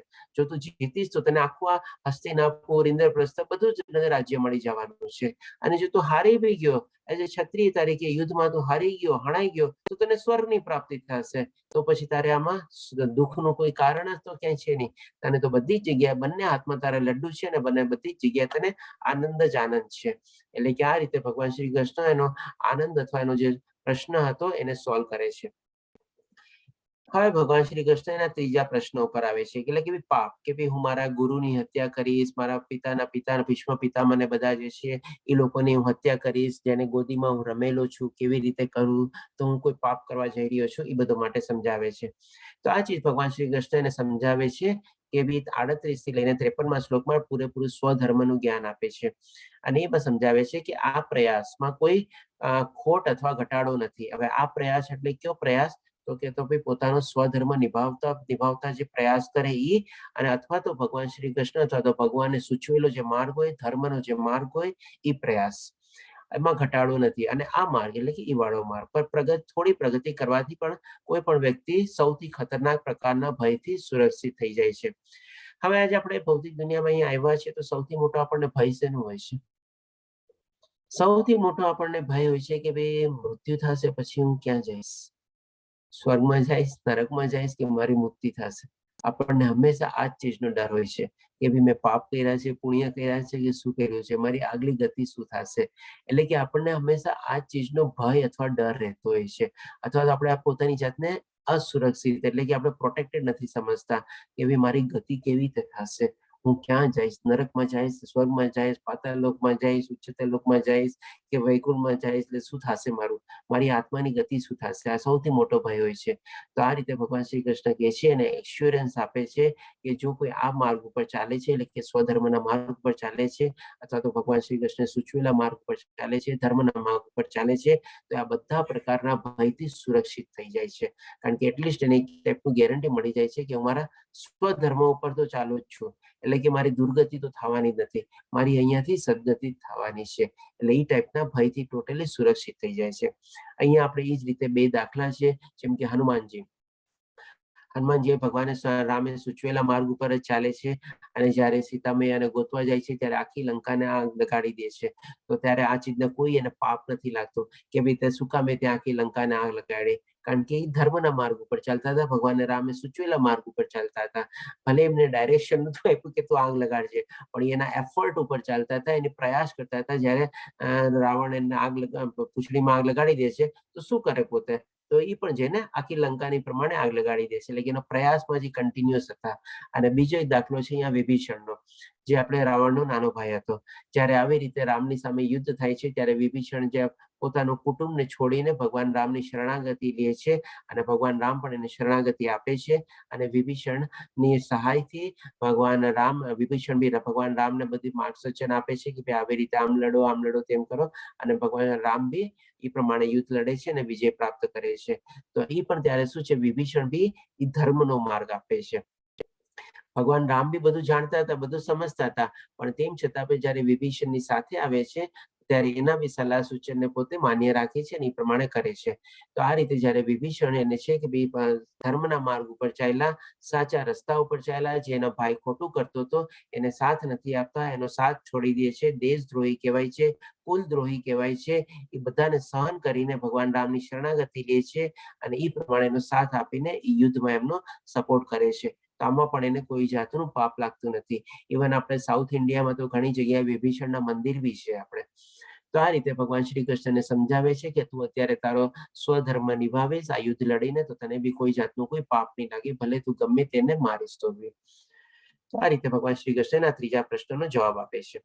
હવે ભગવાન શ્રી કૃષ્ણનો જે ચોથો પ્રશ્ન હતો, કૌટુંબિક પરંપરા, એનો કૌટુંબિક પરંપરાનો બી જવાબ આપે છે 45 અને 46માં શ્લોકમાં. આનો જવાબ આપણને થોડોક અત્યારે બહુ સિમ્પલ લાગશે, તેમ છતાં બી આપણે સમજી લઈએ કે ભગવાન શ્રી કૃષ્ણ કહેવાનો એનો ભાવાર્થ શું છે, કેવી રીતે સમજાવે છે. તો 45માં શ્લોકમાં કહે છે કે વેદોમાં મુખ્યત્વે પ્રકૃતિના 3 ગુણોનું વર્ણન થયું છે. સમસ્ત દૈતો અને લાભ તથા સુરક્ષાની બધી ચિંતાઓથી મુક્ત થઈને આત્મપરાયણ બનો. એટલે કે અહીંયા ભગવાન શ્રી કૃષ્ણ કહે છે કે પ્રકૃતિના 3 ગુણો જે છે એના પ્રમાણે બધું વર્ણન એમાં થયેલું છે. હવે જે કૌટુંબિક પરંપરા જે હતી ને, જે અર્જુનને લાગે છે કે તૂટી જશે, એક ટાઈપની રૂઢિ વ્યવસ્થા હતી, અથવા તો આપણે કહી શકીએ જે કસ્ટમ્સ ફોર્માલિટીઝ ને બધું જે ચાલતું હોય. હવે કસ્ટમ ફોર્માલિટીઝ રૂઢિ ને એ બધું ક્યાંથી આવે? ડેફિનેટલી પેલા લોકોએ કોઈક ને કોઈક આચરણ કરેલું હોય અથવા માન્યતા ચાલતી હોય, એ પ્રમાણે માન્યતા પ્રમાણે બધા નેક્સ્ટ જનરેશન લોકો એને ફોલો કરતા હોય અથવા એને સપોર્ટ કરતા હોય. હવે કેવી રીતે ચાલતી હોય માન્યતા, રૂઢિ ને બધું? તો કે ભાઈ કોઈક એક જણા એવો દાખલો બેસાડ્યો અને એ બધાને ગમી અને બધાને સારું રિઝલ્ટ મળ્યું, એટલે પછી બાકીના બધા લોકો એને માનવા માંડ્યા. તો આ રીતે બધી રૂઢિ વ્યવસ્થાઓ અને પરંપરાઓ બધું જે છે એ એક વ્યક્તિગત ઉપર હોય છે અને ચેન્જ બી થતી રહેતી હોય છે સમય પ્રમાણે અને કાળાંતર પ્રમાણે. તો આ રીતે ભગવાન શ્રી કૃષ્ણ કહે છે કે ભાઈ પ્રકૃતિના 3 ગુણો છે એ પ્રમાણે દરેક માણસ પોતપોતાના બિહેવિયર કરે છે અને ચાલે છે. અને ભગવાન શ્રી કૃષ્ણ સાથે સાથે એને સમજાવે છે કે તારે આ બધી ચીજની ચિંતા કરવાની જરૂર નથી, એટલે કે સમસ્ત દૈતો અને લાભ તથા સુરક્ષાની બધી ચિંતાઓથી મુક્ત થા. એને લાગે છે કે લોકો બધાનું પ્રોટેક્શન કોણ કરશે, એ લોકોને રક્ષણ કોણ કરશે, એ લોકોનું ભરણ પોષણ કોણ કરશે, આવી રીતે પ્રજા ઉત્પન્ન થશે, બધાનું કે એ બધાની ચિંતાથી તું છોડ, બધું જ થવું હશે થશે. આજની તારીખમાં બી બધાનું પિંડદાન ને બધું થાય છે અને એને ભગવાન શ્રી કૃષ્ણ કહે છે કે તું તારો આત્મપરાયણ બન અને તારો જે સ્વધર્મ છે નિભાવ, એ તું કર, બાકી બધાની ચિંતા તું છોડી દે. અને હજી એક 46માં શ્લોકમાં કહે છે, એ પણ બહુ સરસ મજાના દાખલા દ્વારા સમજાવે છે કે જે હેતુઓ એક નાના કુવાથી સારે છે, તે બધા હેતુઓ વિશાળ જળાશયથી તરત જ પરિપૂર્ણ થાય છે. તે જ પ્રમાણે વેદોમાં રહેલા ઉદ્દેશને જાણનારા માટે વેદોનો સર્વ આશયો સિદ્ધ થઈ જાય છે. હવે ડેફિનેટલી આજે અર્જુન એક બહુ મોટો પ્રસિદ્ધ વ્યક્તિ હતો, બહુ મોટી સિદ્ધિઓ એણે મેળવેલી હતી અને સમાજમાં ને બધામાં સારું એવું નામ હતું, એક ક્ષત્રિય તરીકે, યોદ્ધા તરીકે. હવે એ માની લો સમાજ સામે એવો દાખલો બેસાડે કે જ્યારે એની સામે આવું યુદ્ધ આવીને ઊભું રહ્યું અને ત્યારે એ આપણે દુર્બળતાથી લઈ, કોમળ હૃદયતાથી લઈ અને કરુણામાં આવી અને શસ્ત્રો મૂકી દીધા અને યુદ્ધ છોડીને વયો ગયો. તો લોકોમાં કેવું એક્ઝામ્પલ બેસે, લોકોમાં કેવો દાખલો બેસે. તો એવી રીતે પછી બધા લોકો એ પ્રમાણે એને અનુસરે. એટલા માટે ભગવાન શ્રી કૃષ્ણ અહીંયા કહે છે, જળાશયનું એનું એક્ઝામ્પલ આપીને કહે છે કે જેમ જેમ મોટા માણસો બધું કરતા હોય છે એને બધા લોકો એને ફોલો કરતા હોય છે. નાના જળાશયો અથવા એવી રીતે કમ્પેરિઝન આપીને સમજાવે છે કે આજે આટલો મોટો ક્ષત્રિય થઈ, આટલો પ્રસિદ્ધ અને આટલો સિદ્ધિ પ્રાપ્ત કરેલો વ્યક્તિ થઈને જો તું આવો નિર્ણય લઈશ અને આ યુદ્ધ છોડીને જઈશ તો તારી પાછળ જે બધા જે નાના મોટા માણસો બધા ચાલવાના છે એ લોકો માટે તું કેવો એક્ઝામ્પલ બેસાડીશ, કેવી આપણે ખરાબ રીતે તું કહીશ. તો આ રીતે તારે ન કરવું જોઈએ અને એ રીતે કહે છે કે ભાઈ તું તારો સ્વધર્મ નિભાવવામાં આગળ વધ. એટલે કે તે જ પ્રમાણે વેદોમાં રહેલા ઉદ્દેશને જાણનાર માટે વેદોનો સર્વ આશયો સિદ્ધ થઈ જાય છે. કારણ કે વેદોમાં પણ આ જ રીતે બધું જ્ઞાનને પણ આપેલું છે અને જે લોકો એને જાણે છે એ પ્રમાણે લોકો એનું અનુસરે છે. આજે જો તું એવો દાખલો બેસાડીશ તો બધા લોકો એ પ્રમાણે અનુસરશે કે જે તને શોભા દેતું નથી. તો તારે અત્યારે એવો દાખલો બેસાડવો જોઈએ યુદ્ધ લડીને કે જેથી બધા એને અનુસરે, બધા એને ફોલો કરે. આ રીતે ભગવાન શ્રી કૃષ્ણ એના અહીંયા ચારે ચાર પ્રશ્નોનો જવાબ આપે છે. પછી લાસ્ટમાં એનો પ્રશ્ન હતો આપણે કન્ફ્યુઝન અને ડાઉટ, એ પણ આપણે જોશું, ક્લિયર કરશું. હવે આના સંદર્ભમાં એક બીજો આપણે 47મો શ્લોક આવે છે જે ભગવાન શ્રી કૃષ્ણ આપણે કર્મયોગમાં બી લઈ શકીએ છીએ અથવા અહીંયા બી આપણે આપેલો છે, આપણે સમજી લઈએ. તો ભગવાન શ્રી કૃષ્ણ કહે છે કે તને તારું નિયત કર્તવ્ય કર્મ કરવાનો અધિકાર છે, પરંતુ તેને કર્મના ફળ પર અધિકાર નથી. તું પોતાની જાતને કદાપી પોતાના કર્મના ફળોનું કારણ માનીશ નહીં અને સ્વકર્મ ન કરવામાં પણ કદી આસક્ત થઈશ નહીં. એટલે કે હવે ભગવાન શ્રી કૃષ્ણ આ બધી જે સમરાઈઝ કરીને કહે છે કે તને તારા કર્મ ઉપર જ ખાલી અધિકાર છે, તને તારો સ્વધર્મ નિભાવવા ઉપર જ ખાલી અધિકાર છે અને એ જ તારે સંપૂર્ણ રીતે તારું મન લગાડીને કરવું જોઈએ. નહીં કે તારે એનું ફળ શું થશે, કોઈ હું હણાઈ જઈશ કે સામેવાળા હણાઈ જશે, હું જીતીશ કે એ લોકો જીતશે, શું થશે, એ બધી કોઈ ચીજ તારે વિચારવાની જરૂર નથી. કારણ કે એના ફળ ઉપર તો તારો તો કોઈ અધિકાર છે જ નહીં. એ ફળ તો તારે ભગવાન શ્રી કૃષ્ણ જ ઉપર જે હશે એ આવવું હશે એ આવશે. તારા હાથમાં ખાલી તારે કર્મ કરવાનો તારે અધિકાર છે. એ ભગવાન શ્રી કૃષ્ણ અહીંયા બહુ સરસ રીતે સમજાવે છે કે તારા કર્મના ફળ ઉપર કોઈ અધિકાર નથી. અને હવે ઘણીવાર એવું થાય કે માની લો કર્મફળ ઉપર કોઈ અધિકાર નથી અથવા તો કર્મફળ શું બી મળશે તો ઘણા લોકો વિચારે કે ઠીક છે, ચાલ ને કામ કરી રહ્યું છે ને કરી નાખું એમ તેમ કરીને. તો એ પણ ભગવાન શ્રી કૃષ્ણને સમજાવે છે સરસ રીતે કે કર્મના ફળોનું કારણ માનીશ નહીં. એટલે કે જો જે ફળ મળશે એના માટે તું જવાબદાર નથી અને સ્વકર્મ ન કરવામાં, એટલે કે જેમ ચાલો કરી નાખીએ, આવી તેમ કરી નાખીએ, કર્મફળ ઉપર તો કઈ છે નહીં, કદી પણ આસક્ત થઈશ નહીં. એટલે કે ઈ ટાઈપની ભાવ અથવા લાગણીથી પણ તારે નહીં, તારે પૂરેપૂરું તારી મન, ઇન્દ્રિયો, બુદ્ધિ બધું એમાં લગાડી તારે કર્મ કરવાનું છે. એમ નહીં કે ભાઈ આસક્ત થઈને કે મને તો કઈ બેનિફિટ મળવાનું નથી ને, હું શું કામ આટલું સરસ રીતે કામ કરું, એવી રીતે નહીં વિચારવાનું. તારે સંપૂર્ણ રીતે તારી મન, બુદ્ધિ અને તારી ટેલેન્ટની બધું જે હોય લગાડીને તારી કર્મ કરવાનું છે. કારણ કે એના ઉપર જ તારો અધિકાર છે અને ફળ ઉપર તારો કોઈ જાતનો અધિકાર નથી. તો આ રીતે ભગવાન શ્રી કૃષ્ણ 47મા શ્લોકમાં સમજાવે છે. હવે એનું જે કન્ફ્યુઝન અને ડાઉટ હતું એ જોઈ લઈએ આપણે. એના માટે ભગવાન શ્રી કૃષ્ણ એને કહે છે કે 41મા શ્લોકમાં, હે કુરુનંદન, જે મનુષ્ય માર્ગ પર તેના દેવો ઉદ્દેશમાં દ્રઢ સંકલ્પ વાળા હોય છે અને તેમનું મન ધ્યેય પણ એક જ હોય છે, તેવો દ્રઢ નિશ્ચય હોય છે, દ્રઢ નિશ્ચય નથી, તેની બુદ્ધિ અનેક વિવિક્ત થયેલી હોય છે. એટલે કે અહીંયા છે ને આપણે નાનક એક્ઝામ્પલ આપેલો છે જ્યારે અર્જુન ગુરુકુલમાં દ્રોણાચાર્ય પાસેથી શિક્ષા મેળવતા હતા ત્યારે એક પ્રસંગ હતો જ્યારે ગુરુ દ્રોણાચાર્ય પૂછે છે કે તને સામે ઝાડમાં શું દેખાય છે? ત્યારે અર્જુન કહે છે કે મને ચકલીની આંખ સિવાય બીજું કઈ દેખાતું નથી. તો એ જ ચીજ ભગવાન શ્રી કૃષ્ણ અહીંયા એને કહે છે કે જે લોકો આ માર્ગ ઉપર દ્રઢ નિશ્ચય અને સંકલ્પ પૂર્વક ચાલે છે એની બુદ્ધિ એક જ હોય છે અને એક જ દિશામાં એ આગળ વધે છે, નહીં કે ભાઈ અલગ અલગ ડિવાઇડેડ, જેમ કે એની બુદ્ધિ અનેક વિભક્તિ થયેલી હોય છે. જે લોકો બી બી આ રીતે માર્ગ ઉપર નથી ચાલતા, એની શું છે બુદ્ધિ અલગ અલગ રીતે બધી ડિવાઇડેડ થયેલી હોય છે. હું આમ કરું તો એમ થશે, એમ કરું તો આમ થશે, આમ ન કરું તો આમ થશે, આમ કરું તો એમ થશે. એવી રીતે બધા કંઈક ને કંઈક અલગ અલગ વિચારો કરે છે. પણ જે લોકોની બુદ્ધિ આવી રીતે દ્રઢ થયેલી હોય છે, સંકલ્પ વાળી બુદ્ધિ હોય છે, એ લોકોના મનમાં કોઈ જાતનું ડાઉટ કન્ફ્યુઝન કઈ હોતું નથી. એને ખાલી પોતાનું એક જ લક્ષ્ય દેખાય છે કે ભાઈ મારે અત્યારે મારો સ્વધર્મ નિભાવવાનો છે અને મારે એ રીતે મારે સરસ રીતે કામ મારું સંપન્ન કરવાનું છે. આ રીતે એ લોકો દ્રઢ રીતે સંકલ્પ રીતે એ લોકો પોતાના કામ ઉપર આગળ વધે છે. બીજું કઈ આગળ પાછળ વિચારતા નથી. પછી હવે ભગવાન શ્રી કૃષ્ણ 44માં શ્લોકમાં કહે છે કે જે લોકો બીજી સાઈડનું વિચારે છે એવી લોકોની સ્થિતિ કેવી હોય છે કે જે મનુષ્યો ઇન્દ્રિય ભોગ અને ભૌતિક ઐશ્વર્ય પ્રત્યે અતિશય આસક્તિ ધરાવે છે, એટલે કે આ ભૌતિક દુનિયા ઉપર જ એમાં એટ્રેક્ટેડ થયેલા છે, મોહ માયામાં જ પડેલા છે, તથા આવી વસ્તુઓથી મોહગ્રસ્ત થઈ જાય છે, તેમના મનમાં પરમેશ્વરની ભક્તિમય સેવા વિશે દ્રઢ સંકલ્પ થતો નથી. એટલે કે એ લોકોની બુદ્ધિ વિભક્ત થયેલી હોય છે ગયા શ્લોક પ્રમાણે, આમ કરો એમ કરો એમ બધું વિચારતા હોય છે, પ્લસ સાથે સાથે બધા મોહગ્રસ્ત બી થયેલા હોય છે. ત્યારે એ લોકોને બધાનું એ સુસ્તું જ નથી કે ભાઈ મારો ધર્મ શું છે, મારો શું શેના માટે હું અહીંયા આવેલો છું, મારું લક્ષ્ય શું છે જીવનનું, એ બધું કઈને ખબર હોતી નથી. ઇવન પોતાનો સ્વધર્મ બી શું હોય છે એ પણ કોઈ ચીજનું એને કઈ હોતું નથી. કન્ફ્યુઝન ને ડાઉટ જ હોય છે અને કન્ટિન્યુઅસ જેમ તેમ બધું આ મોહ શોખમાં ને આમાં ને ઇન્દ્રિય તૃપ્તિ માટે જ આગળ વધી રાખે છે. એટલે કે એના મનમાં પરમેશ્વરની ભક્તિમય સેવા વિશે કોઈ જાતનો દ્રઢ સંકલ્પ હોતો નથી. આ રીતે ભગવાન શ્રી કૃષ્ણ એનું કન્ફ્યુઝન અને ડાઉટ ક્લિયર કરે છે. હવે અહીંયા ભગવાન શ્રી કૃષ્ણ એના ચારે ચાર પ્રશ્નો અને જે કન્ફ્યુઝન અને ડાઉટ હતું એ ક્લિયર કરી દે છે. આજે થોડોક અધ્યાય મોટો છે અને ઘણા બધા ઇમ્પોર્ટન્ટ શ્લોકા છે અને થોડું ડિટેલમાં બી લેવાનું છે, તો કદાચ હું આપની 5-10 મિનિટ વધારે લઈશ. તો આપ સૌ મારી સાથે રહેજો અને આપના સહકારની એક્સપેક્ટેશન છે, તો તે બદલ ધન્યવાદ.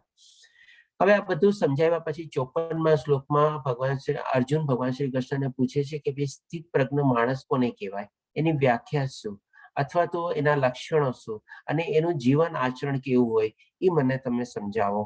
જ્યારે આત્મજ્ઞાનને બધું અર્જુને મેળવી લીધું પછી, આત્મજ્ઞાન મેળવી લીધું, સ્વધર્મ કેવી રીતે નિભાવવો એ સમજી લીધું અને કેવી રીતે હવે આત્મપરાયણ રહેવું એ બી સમજી લીધું, એ બધું સમજાવ્યા પછી હવે અર્જુન આ પ્રશ્ન પૂછે છે 54મા શ્લોકમાં. એટલે ત્યાર પછી 55મા શ્લોકથી લઈને 72મા શ્લોક સુધી, એટલે કે 18 શ્લોકમાં ભગવાન શ્રી કૃષ્ણ જે આપણે કહી શકીએ કે ભગવાન આ ગીતાનો સારાંશ રૂપે છે, એ બધી ચીજ એને સ્થિત પ્રજ્ઞ વ્યક્તિના ડેફિનેશન રૂપે, લક્ષણ રૂપે, એની ખાસિયત રૂપે અથવા એનું કેવું આચરણ હોય છે એ દ્વારા સમજાવે છે. એટલા માટે પણ આપણે આને ગીતા સારાંશ અધ્યાય તરીકે જાણીએ છીએ. તો હવે જોઈએ ભગવાન શ્રી કૃષ્ણ 55મા શ્લોકમાં શું કહે છે. ભગવાન શ્રી કૃષ્ણે કહ્યું, ભગવાને કહ્યું, હે પાર્થ, જ્યારે મનુષ્ય મનોધર્મની ઉત્પન્ન થનારા ઇન્દ્રિય તૃપ્તિની સમસ્ત કામનાઓનો પરિત્યાગ કરે છે, એટલે કે આપણો મનમાં જ આ બધી ઈચ્છાઓ આને બધું કન્ટિન્યુઅસ જન્મે છે, એ બધાનો આપણે છોડી દઈએ, પરિત્યાગ કરી દઈએ. એટલે કે આપણે એક મન આપણું એક ટાઈપનું ખરી પડ્યું એવી રીતે, અને આ રીતે વિશુદ્ધ થયેલ મન જ્યારે આ બધી ઈચ્છાઓ ખરી પડે ત્યારે જે આપણું મન વિશુદ્ધ થઈ શકે. નહીં તો આપણે કહી શકીએ કે પોલ્યુટેડ અથવા ડાયલ્યુટેડ મન જ છે. વિશુદ્ધ થયેલ મન આત્મામાં સંતોષ પ્રાપ્ત કરે છે. હવે જ્યારે આવી રીતે વિશુદ્ધ મન થયેલું હોય ત્યારે શેમાં સંતોષ પ્રાપ્ત કરે?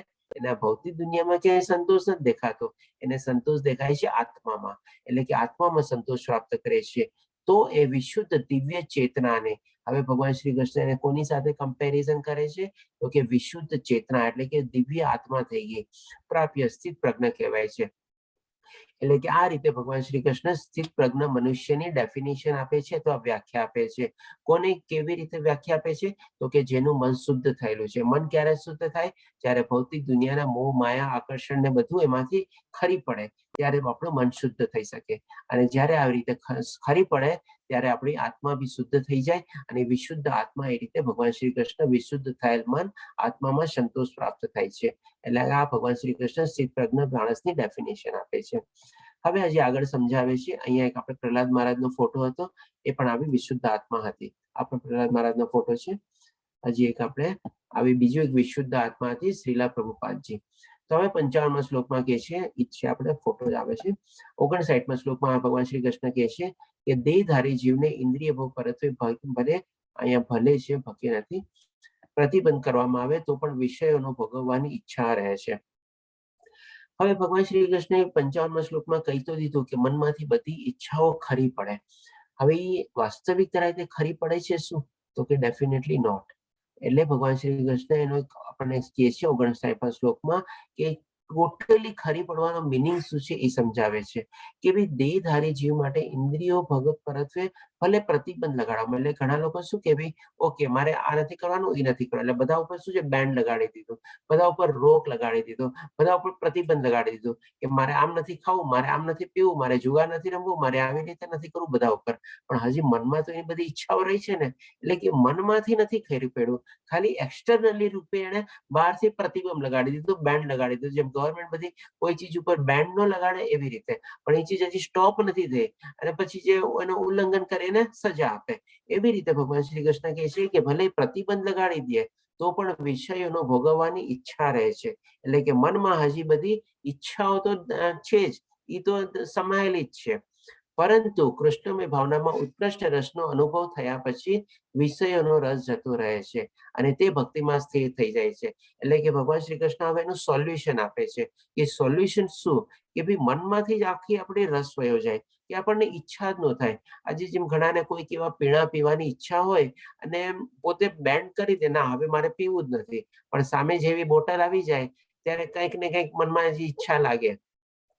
તો હવે એ ઈચ્છા જો મનમાંથી ખરવાવી હોય તો એના માટે શું કરવાનું? તો ભગવાન શ્રી કૃષ્ણ કહે છે કે પરંતુ, એટલે કે અધર સાઈડ, કૃષ્ણમયનો ઉત્કૃષ્ટ રસનો, એટલે કે એના માટે કોઈ એવો બીજો પાવરફુલ રસ જોવે, બીજો કોઈ પાવરફુલ આપણને નશો જોવે કે જો એ આપણને રસ લાગી જાય, એમાં આપણને ઇન્ટરેસ્ટ લાગી જાય તો બાકી બધી ચીજમાંથી આપણને ઇન્ટરેસ્ટ ઓટોમેટિકલી વયો જાય. એટલે કે મનમાંથી એ બધી ઈચ્છાઓ વહી જાય. એટલે એ રીતે ભગવાન શ્રી કૃષ્ણ કહે છે કે જ્યારે કૃષ્ણમય ભાવનાએ જે ઉત્કૃષ્ટ ઈચ્છા મનમાં જાગી જાય, એનામાં આપણને સંપૂર્ણ રીતે રસ લાગી જાય અને એ રસને આપણે એકવાર ચાખી લઈએ, આપણે એનો અનુભવ લઈ લઈએ, એટલે કે રસનો અનુભવ લઈ લઈએ. જેમ આપણે સિંહ લોકો એકવાર મનુષ્યનું લોહી ચાખી જાય પછી એને છોડે નહીં કોઈ દી, એવી રીતે જ્યારે આપણા મનમાં એવી રીતે કૃષ્ણમય ભાવનાનો રસ લાગી જાય, એને આપણે ચાખી લઈએ, એનો આપણો અનુભવ લઈ લઈએ, ત્યારે આપણા મનમાંથી બાકી બધી પછી ગમે તેની બોટલ સામે આવે, આપણને કાંઈ એમાં રસ લાગે જ નહીં, ઈચ્છા બી લાગે નહીં. એટલે કે એ રસ આપણે કેળવવાનો છે. એ રીતે ભગવાન શ્રી કૃષ્ણ કહે છે. જો એ થઈ ગયા પછી વિષયનો રસ જતો રહે છે અને પછી એનો એન્ડ રિઝલ્ટ રૂપે આપણે ભક્તિમાં સ્થિર થઈએ છીએ. તો આવો ભાવ આપણે કેળવવાનો છે, આવો રસ કેળવવાનો છે, આવી લાગણી કેળવવાની છે, આવો પ્રેમ કેળવવાનો છે આપણે કૃષ્ણમય પ્રત્યે, કે જેથી કરીને આપણા મનમાંથી બધા રસ બાકી બધા નીકળી જાય આપણને. આ રીતે ભગવાન શ્રી કૃષ્ણ આપણને સમજાવે છે 59મા શ્લોકમાં. હવે 62મા અને 63મા શ્લોકમાં ભગવાન શ્રી કૃષ્ણ આપણને આપણી મનસ્થિતિ કેવી છે ને એના ઉપર આપણને સમજાવશે કે આપણને ક્રોધ કેવી રીતે આવે છે, એનું પરિણામ કેવું આવે છે, કેવા કેવા સ્ટેજમાં આવે છે. તો સૌપ્રથમ આપણે જોઈએ 62મા શ્લોકમાં કેવી રીતે આપણને થાય છે. સૌપ્રથમ કે છે ઇન્દ્રિય વિષયોનું ચિંતન કરવાથી, એટલે કે આ બધા જે આકર્ષણો જે થાય છે એ બધા આપણને મનમાં આપણે વિચારતા રહીએ. મનુષ્યને તેમાં આસક્તિ થાય છે, એટલે કે એની લાગણી જોડાય છે અને આવી આસક્તિથી કામના ઉત્પન્ન થાય છે. એટલે કે મનમાં હવે ઈચ્છા ઉત્પન્ન થાય છે, કામ કરવા પ્રેરિત થાય છે અને મેળવવા પ્રેરિત થાય છે અને કામમાંથી પછી ક્રોધ ઉદ્ભવે છે. ક્રોધ કેવી રીતે ઉદ્ભવે છે? તો મળી ગયું તો ઠીક છે, ન મળી ગયું તો પછી હાડું બધું કેલ્ક્યુલેશન શરૂ થઈ જાય. હજી આપણે પેલા 63મો શ્લોક સમજી લઈએ, પછી એને સમરાઇઝ રીતે આપણે સમજશું કેવી રીતે બધું થાય છે. ક્રોધથી પૂર્ણ મોહ ઉત્પન્ન થાય છે અને મોહને કારણે સ્મરણ શક્તિનો વિભ્રમ થઈ જાય છે, એટલે કે પોતાની યાદ શક્તિ બી ભૂલી જાય છે અને જ્યારે સ્મરણ શક્તિ ભ્રમિત થઈ જાય છે તો બુદ્ધિ નષ્ટ થઈ જાય છે અને બુદ્ધિ નષ્ટ થવાના કારણે મનુષ્ય ભવકુંભમાં ફરી પડી જાય છે. હવે આ જે બે શ્લોકને આપણે સમરાઇઝ લઈએ કેવી રીતે થાય છે આ ચીજ આખી. સૌથી પહેલા શું, આપણે ઇન્દ્રિયના ઘટકો, એટલે કે આપણે કાંઈ બી ચીજ જોયું, કાંઈ બી ચીજ સાંભળ્યું, કાંઈ બી ચીજ આપણે અનુભવી, એટલે એના મનમાંથી લઈને આપણા મનમાં કંઈક ને કંઈક એના મનમાંથી આપણી લાગણી જોડાય, એટલે કે પ્રીતિ જોડાય અને આપણને મેળવવાની ઈચ્છા જાગે. હવે એ મેળવવાની ઈચ્છા જાગે એટલે આપણા મનમાં શું વાસના ને બધી ઊભી થાય કે હું આને મેળવી લઉં. હવે કઈ ટાઈપની હોય? 3 ટાઈપની હોય નોર્મલી. કાં તો આપણને કોઈ મનુષ્યની આપણને ઈચ્છા મેળવવાની થાય, કાં તો કોઈ ચીજ વસ્તુને મેળવવાની ઈચ્છા થાય, અથવા તો કોઈ જગ્યા ઉપર જવાની ઈચ્છા થાય. આપણે કોઈ માટે સાંભળેલું હોય, કાંઈ જોયેલું હોય, તો એ પ્રમાણે આ 3 ચીજની આપણે ભૌતિક દુનિયામાંથી આપણને વાસના અથવા ઈચ્છા ઉત્પન્ન થાય. હવે માની લો આપણે એમની સાથે લાગણી જોડી, આપણને મેળવવાની ઈચ્છા ઉત્પન્ન થઈ. હવે આપણે એના માટે પ્રયાસ કરીએ અને પ્રયાસ કર્યા પછી આપણને મળી ગયો, આહા સુખ મળી ગયું, અને એ પણ સુખ ટેમ્પરરી છે, પરમાનન્ટ છે નહીં. અને જો ન મળ્યું તો પછી ક્રોધ. આ ઓલાએ આમ કર્યું ને એટલે ન મળ્યું, આ આમ કર્યું ને એટલે ન કર્યું, આ આમ ન કર્યું તો મળી જાય, આ આમ ન કર્યું મળી જાય. એટલે કંઈક ને કંઈક બધું કેલ્ક્યુલેશન ચાલે અને આપણને ક્રોધ આવે અથવા ગુસ્સો આવે. કારણ કે શું, આપણી ઈચ્છા પૂરી નથી થઈ, આપણે જે બધા એફર્ટ કર્યા એ બધા ફેલ થયા, અને આપણી જે વાસના ને બધું જે આપણું જે મનમાં જે પ્રીતિ ને બધું હતું એ પણ બધું ફેલ થયું. અને પછી આપણે બધા બહારના બધા ઘટકોને બધાને આપણે દોષ આપવા માંડીએ, એટલે કે આ ક્રોધ થયો. હવે જ્યારે ગુસ્સો આવે ત્યારે પણ આપણે ઘણી વાર એવું, જેમ આપણે ન બોલવાનું બોલી જઈએ, ન બોલવાનું વિચારીએ, ન કરવાનું કરીએ, એવી રીતે બધું થાય. અને આ રીતે જ્યારે આપણા બિહેવિયર, એક્શન્સ, બોલી બધું થાય ત્યારે આપણી જે યાદ શક્તિ બી હોય છે એ ટોટલી લોસ થઈ ગઈ હોય છે. કારણ કે આપણા માઇન્ડમાં બીજું ચાલતું હોય છે, બોલીએ છીએ બીજું, કરીએ છીએ બીજું, એટલે કે બધું ઓપોઝિટ ડાયરેક્શનમાં બધું અસ્તવ્યસ્ત બધું થઈ જાય છે. અને આ રીતે હોય ત્યારે આપણી બુદ્ધિ બી આપણી ટોટલી ઇમ્બેલેન્સ થઈ ગઈ હોય છે. અને જ્યારે આપણી બુદ્ધિ બી હણાઈ ગઈ, મન બી અસ્તવ્યસ્ત થઈ ગયું, આપણું બિહેવિયર, એક્શન, બોલી બી બધું જેના કોઈ ઠેકાણા નથી, ત્યારે આપણે સર્વોપરી આપણે વિનાશનો કરીએ છીએ. એટલા જ માટે કહેવાય છે કે વિનાશ કાળે વિપરીત બુદ્ધિ, એટલે કે આપણી બુદ્ધિ પણ ત્યારે ઉલટી ચાલે છે. તો આ એક આખી સાયકોલોજીકલ આપણે સર્કલ ટાઈપનું છે. આપણે ઈચ્છા કરી, એક ઈચ્છામાંથી કેવું આપણું પોતાનું આપણું વિનાશ નોતરું. આપણે જો ઈચ્છા જ આપણે ત્યાં દબાવી દઈએ તો બસ કઈ છે જ નહીં. તો આ રીતે ભગવાન શ્રી કૃષ્ણ સમજાવે છે. હવે 64મા શ્લોકમાં જોઈએ આપણે કે ભગવાન શ્રી કૃષ્ણ શું કહે છે. પરંતુ એટલે કે હવે બીજી બાજુ આવે છે. સમસ્ત રાગ તથા દેશથી મુક્ત અને મુક્તિના નીતિ નિયમોનું આચરણ દ્વારા પોતાની ઇન્દ્રિયોને સંયમિત કરીને તેમને વશમાં રાખવામાં સમર્થ મનુષ્ય ભગવાનની પૂર્ણ કૃપા પ્રાપ્ત કરે છે.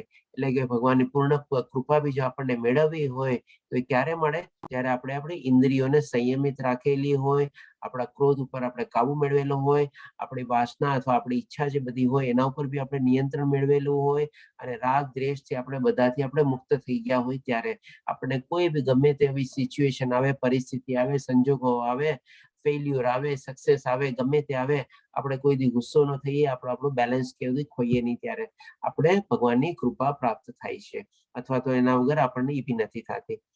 પછી ભગવાન શ્રી કૃષ્ણ 69મા શ્લોકમાં કહે છે, સર્વ જીવોમાં, એટલે કે આની કાર્યપ્રણાલી જે આપણે સ્થિત પ્રજ્ઞ મનુષ્ય જે હોય છે ને, એ કેવી ટાઈપથી જીવે છે એ વર્ણવે છે. અહીંયા કહે છે કે સર્વ જીવો માટે જે રાત્રિ છે તે આત્મસંયમી, એટલે કે સ્થિત પ્રજ્ઞ મનુષ્ય માટે જાગતા રહેવાનો સમય છે. અને જે સમસ્ત જીવોનો જાગવાનો સમય છે તે આત્મનિરીક્ષણ કરનારા મુનિ માટે રાત્રિ છે. હવે આ ચીજને આપણે બે ચીજ રીતે સમજી લઈએ. એક તો આપણે જે અહીંયા દિવસ રાત્રિ અથવા એ કેવી રીતે હોય છે. તો હવે જે આત્મસંયમી માણસ હોય છે ને, એ આપણે સૌથી પહેલા શું છે, જ્ઞાની માણસ હોય છે. એના બધી ચીજનું જ્ઞાન હોય છે. અને જે બાકી બધા માણસો હોય છે, જે પોતાના ઇન્દ્રિય વિષયો અને એ બધાને આપણે સંતોષવા માટે હોય છે, ત્યારે એ લોકો શું છે, દિવસ રાત કન્ટિન્યુઅસલી ગધેડાની જેમ કામ કરતા હોય છે. અને આ માણસ જે આત્મસંયમી માણસ હોય છે ને, એ આમ સરસ મજાનો શાંતિમય જીવન જીવતો હોય છે. કારણ કે જાણતો હોય છે આ બધા સુખોમાં ક્યાંય સુખ છે જ નહીં. આજે બધું આ લોકો ગધેડા જેવું કામ કરે છે, એમાંથી એને કઈ મળવાનું છે નહીં. એટલે એના માટે શું છે, એક ટાઈપની રાત્રિ જેવું છે. કારણ કે પોતે એકદમ સરસ મજાનો શાંતિથી બેલેન્સ થઈને બેઠો છે આ રીતે. અને બાકી બધા લોકો ગધેડાની જેમ કામ કરે છે. એટલે એ લોકો દિવસની જેમ કામ કરે છે, ત્યારે આ માણસ જેમ આપણે રાતના કેમ આરામથી શાંતિથી બેઠા હોઈએ, સુતા હોઈએ, એવી રીતે છે. અને બીજું એક મિનિંગ આનો એ પણ છે કે જે લોકો જ્ઞાની અથવા આત્મસંયમી માણસ હોય છે, એ લોકો જેની પાસે જ્ઞાન હોય ને, પ્રકાશ હોય, એટલે કે હંમેશા પ્રકાશમાં જીવતા હોય. કારણ કે જ્ઞાનના છત્ર છાયામાં હોય. ત્યારે આ લોકો બધા શું છે, અંધકારમાં જીવતા હોય. કારણ કે એ લોકોને અજ્ઞાન છે. અજ્ઞાન હોય ત્યાં અંધકાર હોય, જ્યાં જ્ઞાન હોય ત્યાં પ્રકાશ હોય. એટલે કે આ રીતે પણ એનો મિનિંગ થાય છે કે જે લોકો આત્મસંયમી માણસો હોય છે એના માટે દિવસ છે, બાકી બધા લોકો માટે રાત્રિ છે. અને જ્યારે એ લોકો માટે દિવસ થાય છે, ત્યારે આ માણસ માટે રાત્રિ છે. કારણ કે એ તો આરામથી બેઠો છે, બાકી બધા લોકો માટે દિવસ, એટલે કે ગધેડાની જેમ કામ કરે છે. આ રીતે આપણે બે રીતે સમજી શકીએ ને. હવે પછી જોઈએ આપણે કે 70મા શ્લોકમાં ભગવાન શ્રી કૃષ્ણ શું કહે છે. આપણે છેલ્લો શ્લોક છે. જો કે વિશાળ સમુદ્ર હંમેશા પાણીથી ભરેલો હોય છે, એટલે કે કોઈ પણ અહીંયા ભગવાન શ્રી કૃષ્ણ બહુ સરસ મજાની કમ્પેરિઝન આપે છે સ્થિત પ્રજ્ઞ માણસ માટે. એક એને વિશાળ સમુદ્રની સાથે ભગવાન શ્રી કૃષ્ણને તુલના કરે છે અને કમ્પેરિઝન આપીને સમજાવે છે. એક વિશાળ સમુદ્ર જે હંમેશા પાણીથી ભરેલો હોય, તે હંમેશા ખાસ કરીને વરસાદ ઋતુમાં વધુ પાણીથી ભરેલો હોય છે. અને ડેફિનેટલી જ્યારે રેની સિઝન હોય ત્યારે એમાં થોડું વધારે પાણી હોય. પરંતુ સમુદ્ર તો એ જ છે, એમાં કઈ ફરક નથી પડવાનો. અને જ્યારે વધારે પાણી હોય ત્યારે પણ એ સમુદ્ર હોય છે, અને જ્યારે ઉનાળો હોય, ઓછું પાણી હોય, ત્યારે બી એ સમુદ્ર છે.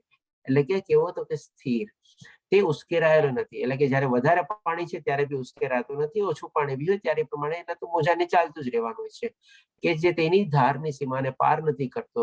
કૃષ્ણમય ભાવનામાં નિશ્ચિત વ્યક્તિ માટે પણ તે સાચું છે.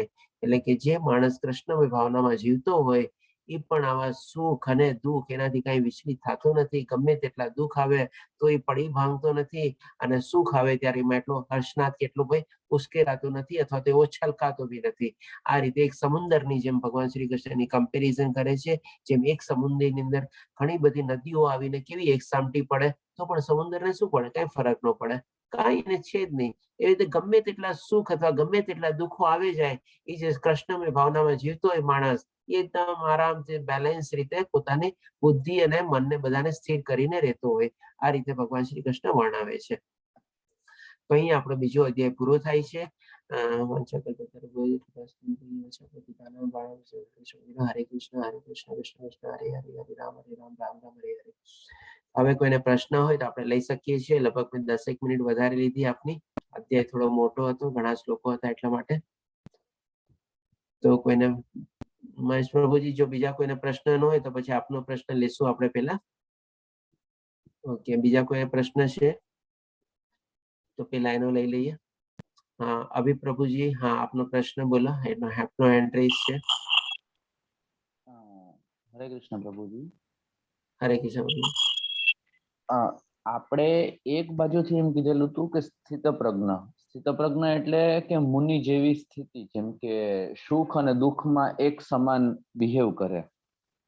અને બીજી ઈ સાઈડ પર એમ પણ કીધેલું હતું કે પેરેલલ સાઈડ પર ઇન્દ્રિય તૃપ્તિની જે પરિકાષ્ઠા હોય એ ત્યાં સુધી ના પહોંચવાનું, કે ભાઈ ઇન્દ્રિય સેટિસ્ફેક્શનરી વસ્તુ આવે. તો મારો ક્વેશ્ચન હવે આવે છે, તો આપણને એઝ અ હ્યુમન બીંગ આપણને આટલા બધા મલ્ટિપલ ટેસ્ટ, ચાખવું, સમજવું, મહેસૂસ કરવું, ફીલ કરવું, એ બધા જે ઇમોશન્સ ને મલ્ટિપલ ટેસ્ટ આપ્યા છે એ કેમ આપ્યા છે? અને ઇમોશન્સ ની વાત કરીએ તો એક ટાઈમ પછી તો જ્યારે સંધિ પાત્ર કૃષ્ણ ભગવાન લેવા જાય છે ને ત્યારે સંધિ નથી થતી, ત્યારે એ પણ ગુસ્સા થઈ જાય છે, જે આપણે ગઈકાલે વાત કરી હતી.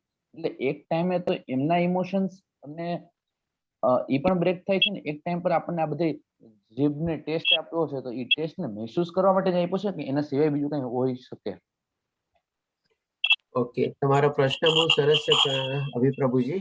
તો જે બધા ઇમોશન્સ છે ને એ આપણે જયારે 13મો અધ્યાય ક્ષેત્રજ્ઞ વિભાગ લેશું ને એમાં ભગવાન શ્રી કૃષ્ણ બધા ઇમોશન્સને વર્ણવેલા છે, અને ભગવાન શ્રી કૃષ્ણને વિકાર તરીકે વર્ણવેલા છે કે આ બધા ભગવાન આપણા મનુષ્ય શરીરની અંદર વિકાર છે. પ્લીઝ આપ સૌ બધાને મ્યુટ કરો, કારણ કે બેકગ્રાઉન્ડમાં બહુ અવાજ આવે છે. હું પણ મ્યુટ કરી દઉં છું. હા, તો અભિપ્રભુજી ઈ જે છે બધા આપણા જે સેન્સેશન્સ છે, જે ઇમોશન્સ છે, આપણે સુખ, દુઃખ, હસવું, રડવું, આ બધા જે છે એ બધા ચીજને ભગવાન શ્રી કૃષ્ણ એક વિકાર તરીકે વર્ણવેલા છે. તો એ ડેફિનેટલી ત્યારે આપણે 13મો અધ્યાય લેશું ને ત્યારે બહુ સરસ રીતે આપણે કવર કરશું તમારા પ્રશ્નને. એ બધી ચીજ એમાં કવર થાય છે ક્ષેત્રજ્ઞ વિભાગમાં. આપણું 31 ટાઈપથી આપણું આખું શરીર બનેલું છે. એમાં ભગવાન શ્રી કૃષ્ણ 7 વિકારને બી મેન્શન કરે છે. બસ એટલે ક્વેશ્ચન ક્યાં જતો કે અગર વિકાર છે તો પછી આપ્યું છે કેમ? અગર આજે જીભનો ટેસ્ટ જ ન આવે તો જીભનું કામ શું? એટલે તો પછી વિકાર કેમ? એમ મારો પર્ટિક્યુલર ક્વેશ્ચન જ હતો. આ છે ને તમે આપણે જયારે ગુણત્રય વિભાગ લેશું ને ત્યારે પણ તમારો ક્લિયર થશે કે ભાઈ એમાં પણ ઘણા લોકોનો પ્રશ્ન હોય છે કે ભાઈ આ માયા છે શું કામ, ભગવાને આ માયા ઘડે શું કામ? જો માયા જ ન હોતો તો માણસને કઈ થતું જ નહીં, કઈ પ્રોબ્લેમ જ નહોતો, ના સતોગુણ, ના રજોગુણ કે તમોગુણ કઈ બી. આ બેકગ્રાઉન્ડમાં કેમ આટલો અવાજ આવે છે? કોનો અવાજ આવે છે? મેં મ્યુટ બધાને કર્યા છે તો બી અવાજ આવે છે.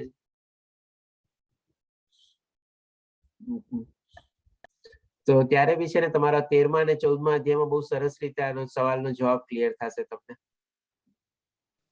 પ્રભુજી, રાજ પ્રભુજીનો પ્રશ્ન છે ચેટ બોક્સમાં.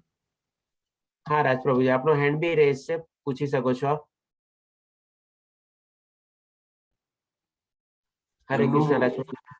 એમનું એ પૂછવું છે કે હું સ્વામિનારાયણ ડિવોટીસ છું અને શ્રી વિષ્ણુ ભગવાન એ સુપ્રીમ લોર્ડ છે, તો should I tell to my parents, એવું પૂછી રહ્યા છે એમાં ચેટ બોક્સમાં. અચ્છા, હા જોઉં છું, ચેટ બોક્સ વાંચી લઉં છું એકવાર. We believe Swaminarayan Bhagwan is original avatar Vishnuji. By here I learned that Krishna Bhagwan is Supreme Lord. How do I say my parents?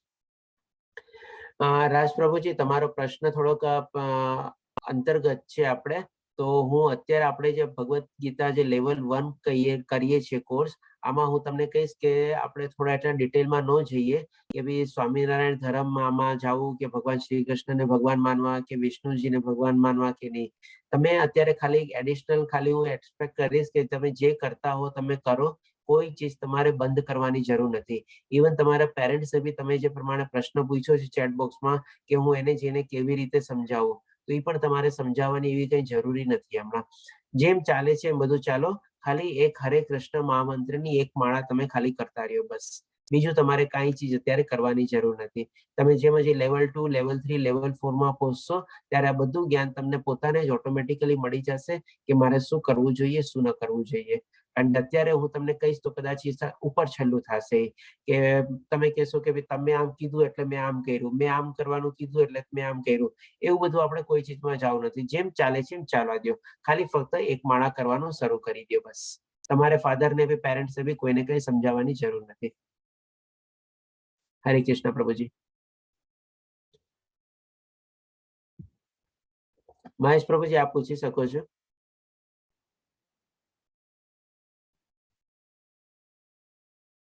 હરે કૃષ્ણ મહેશ પ્રભુજી.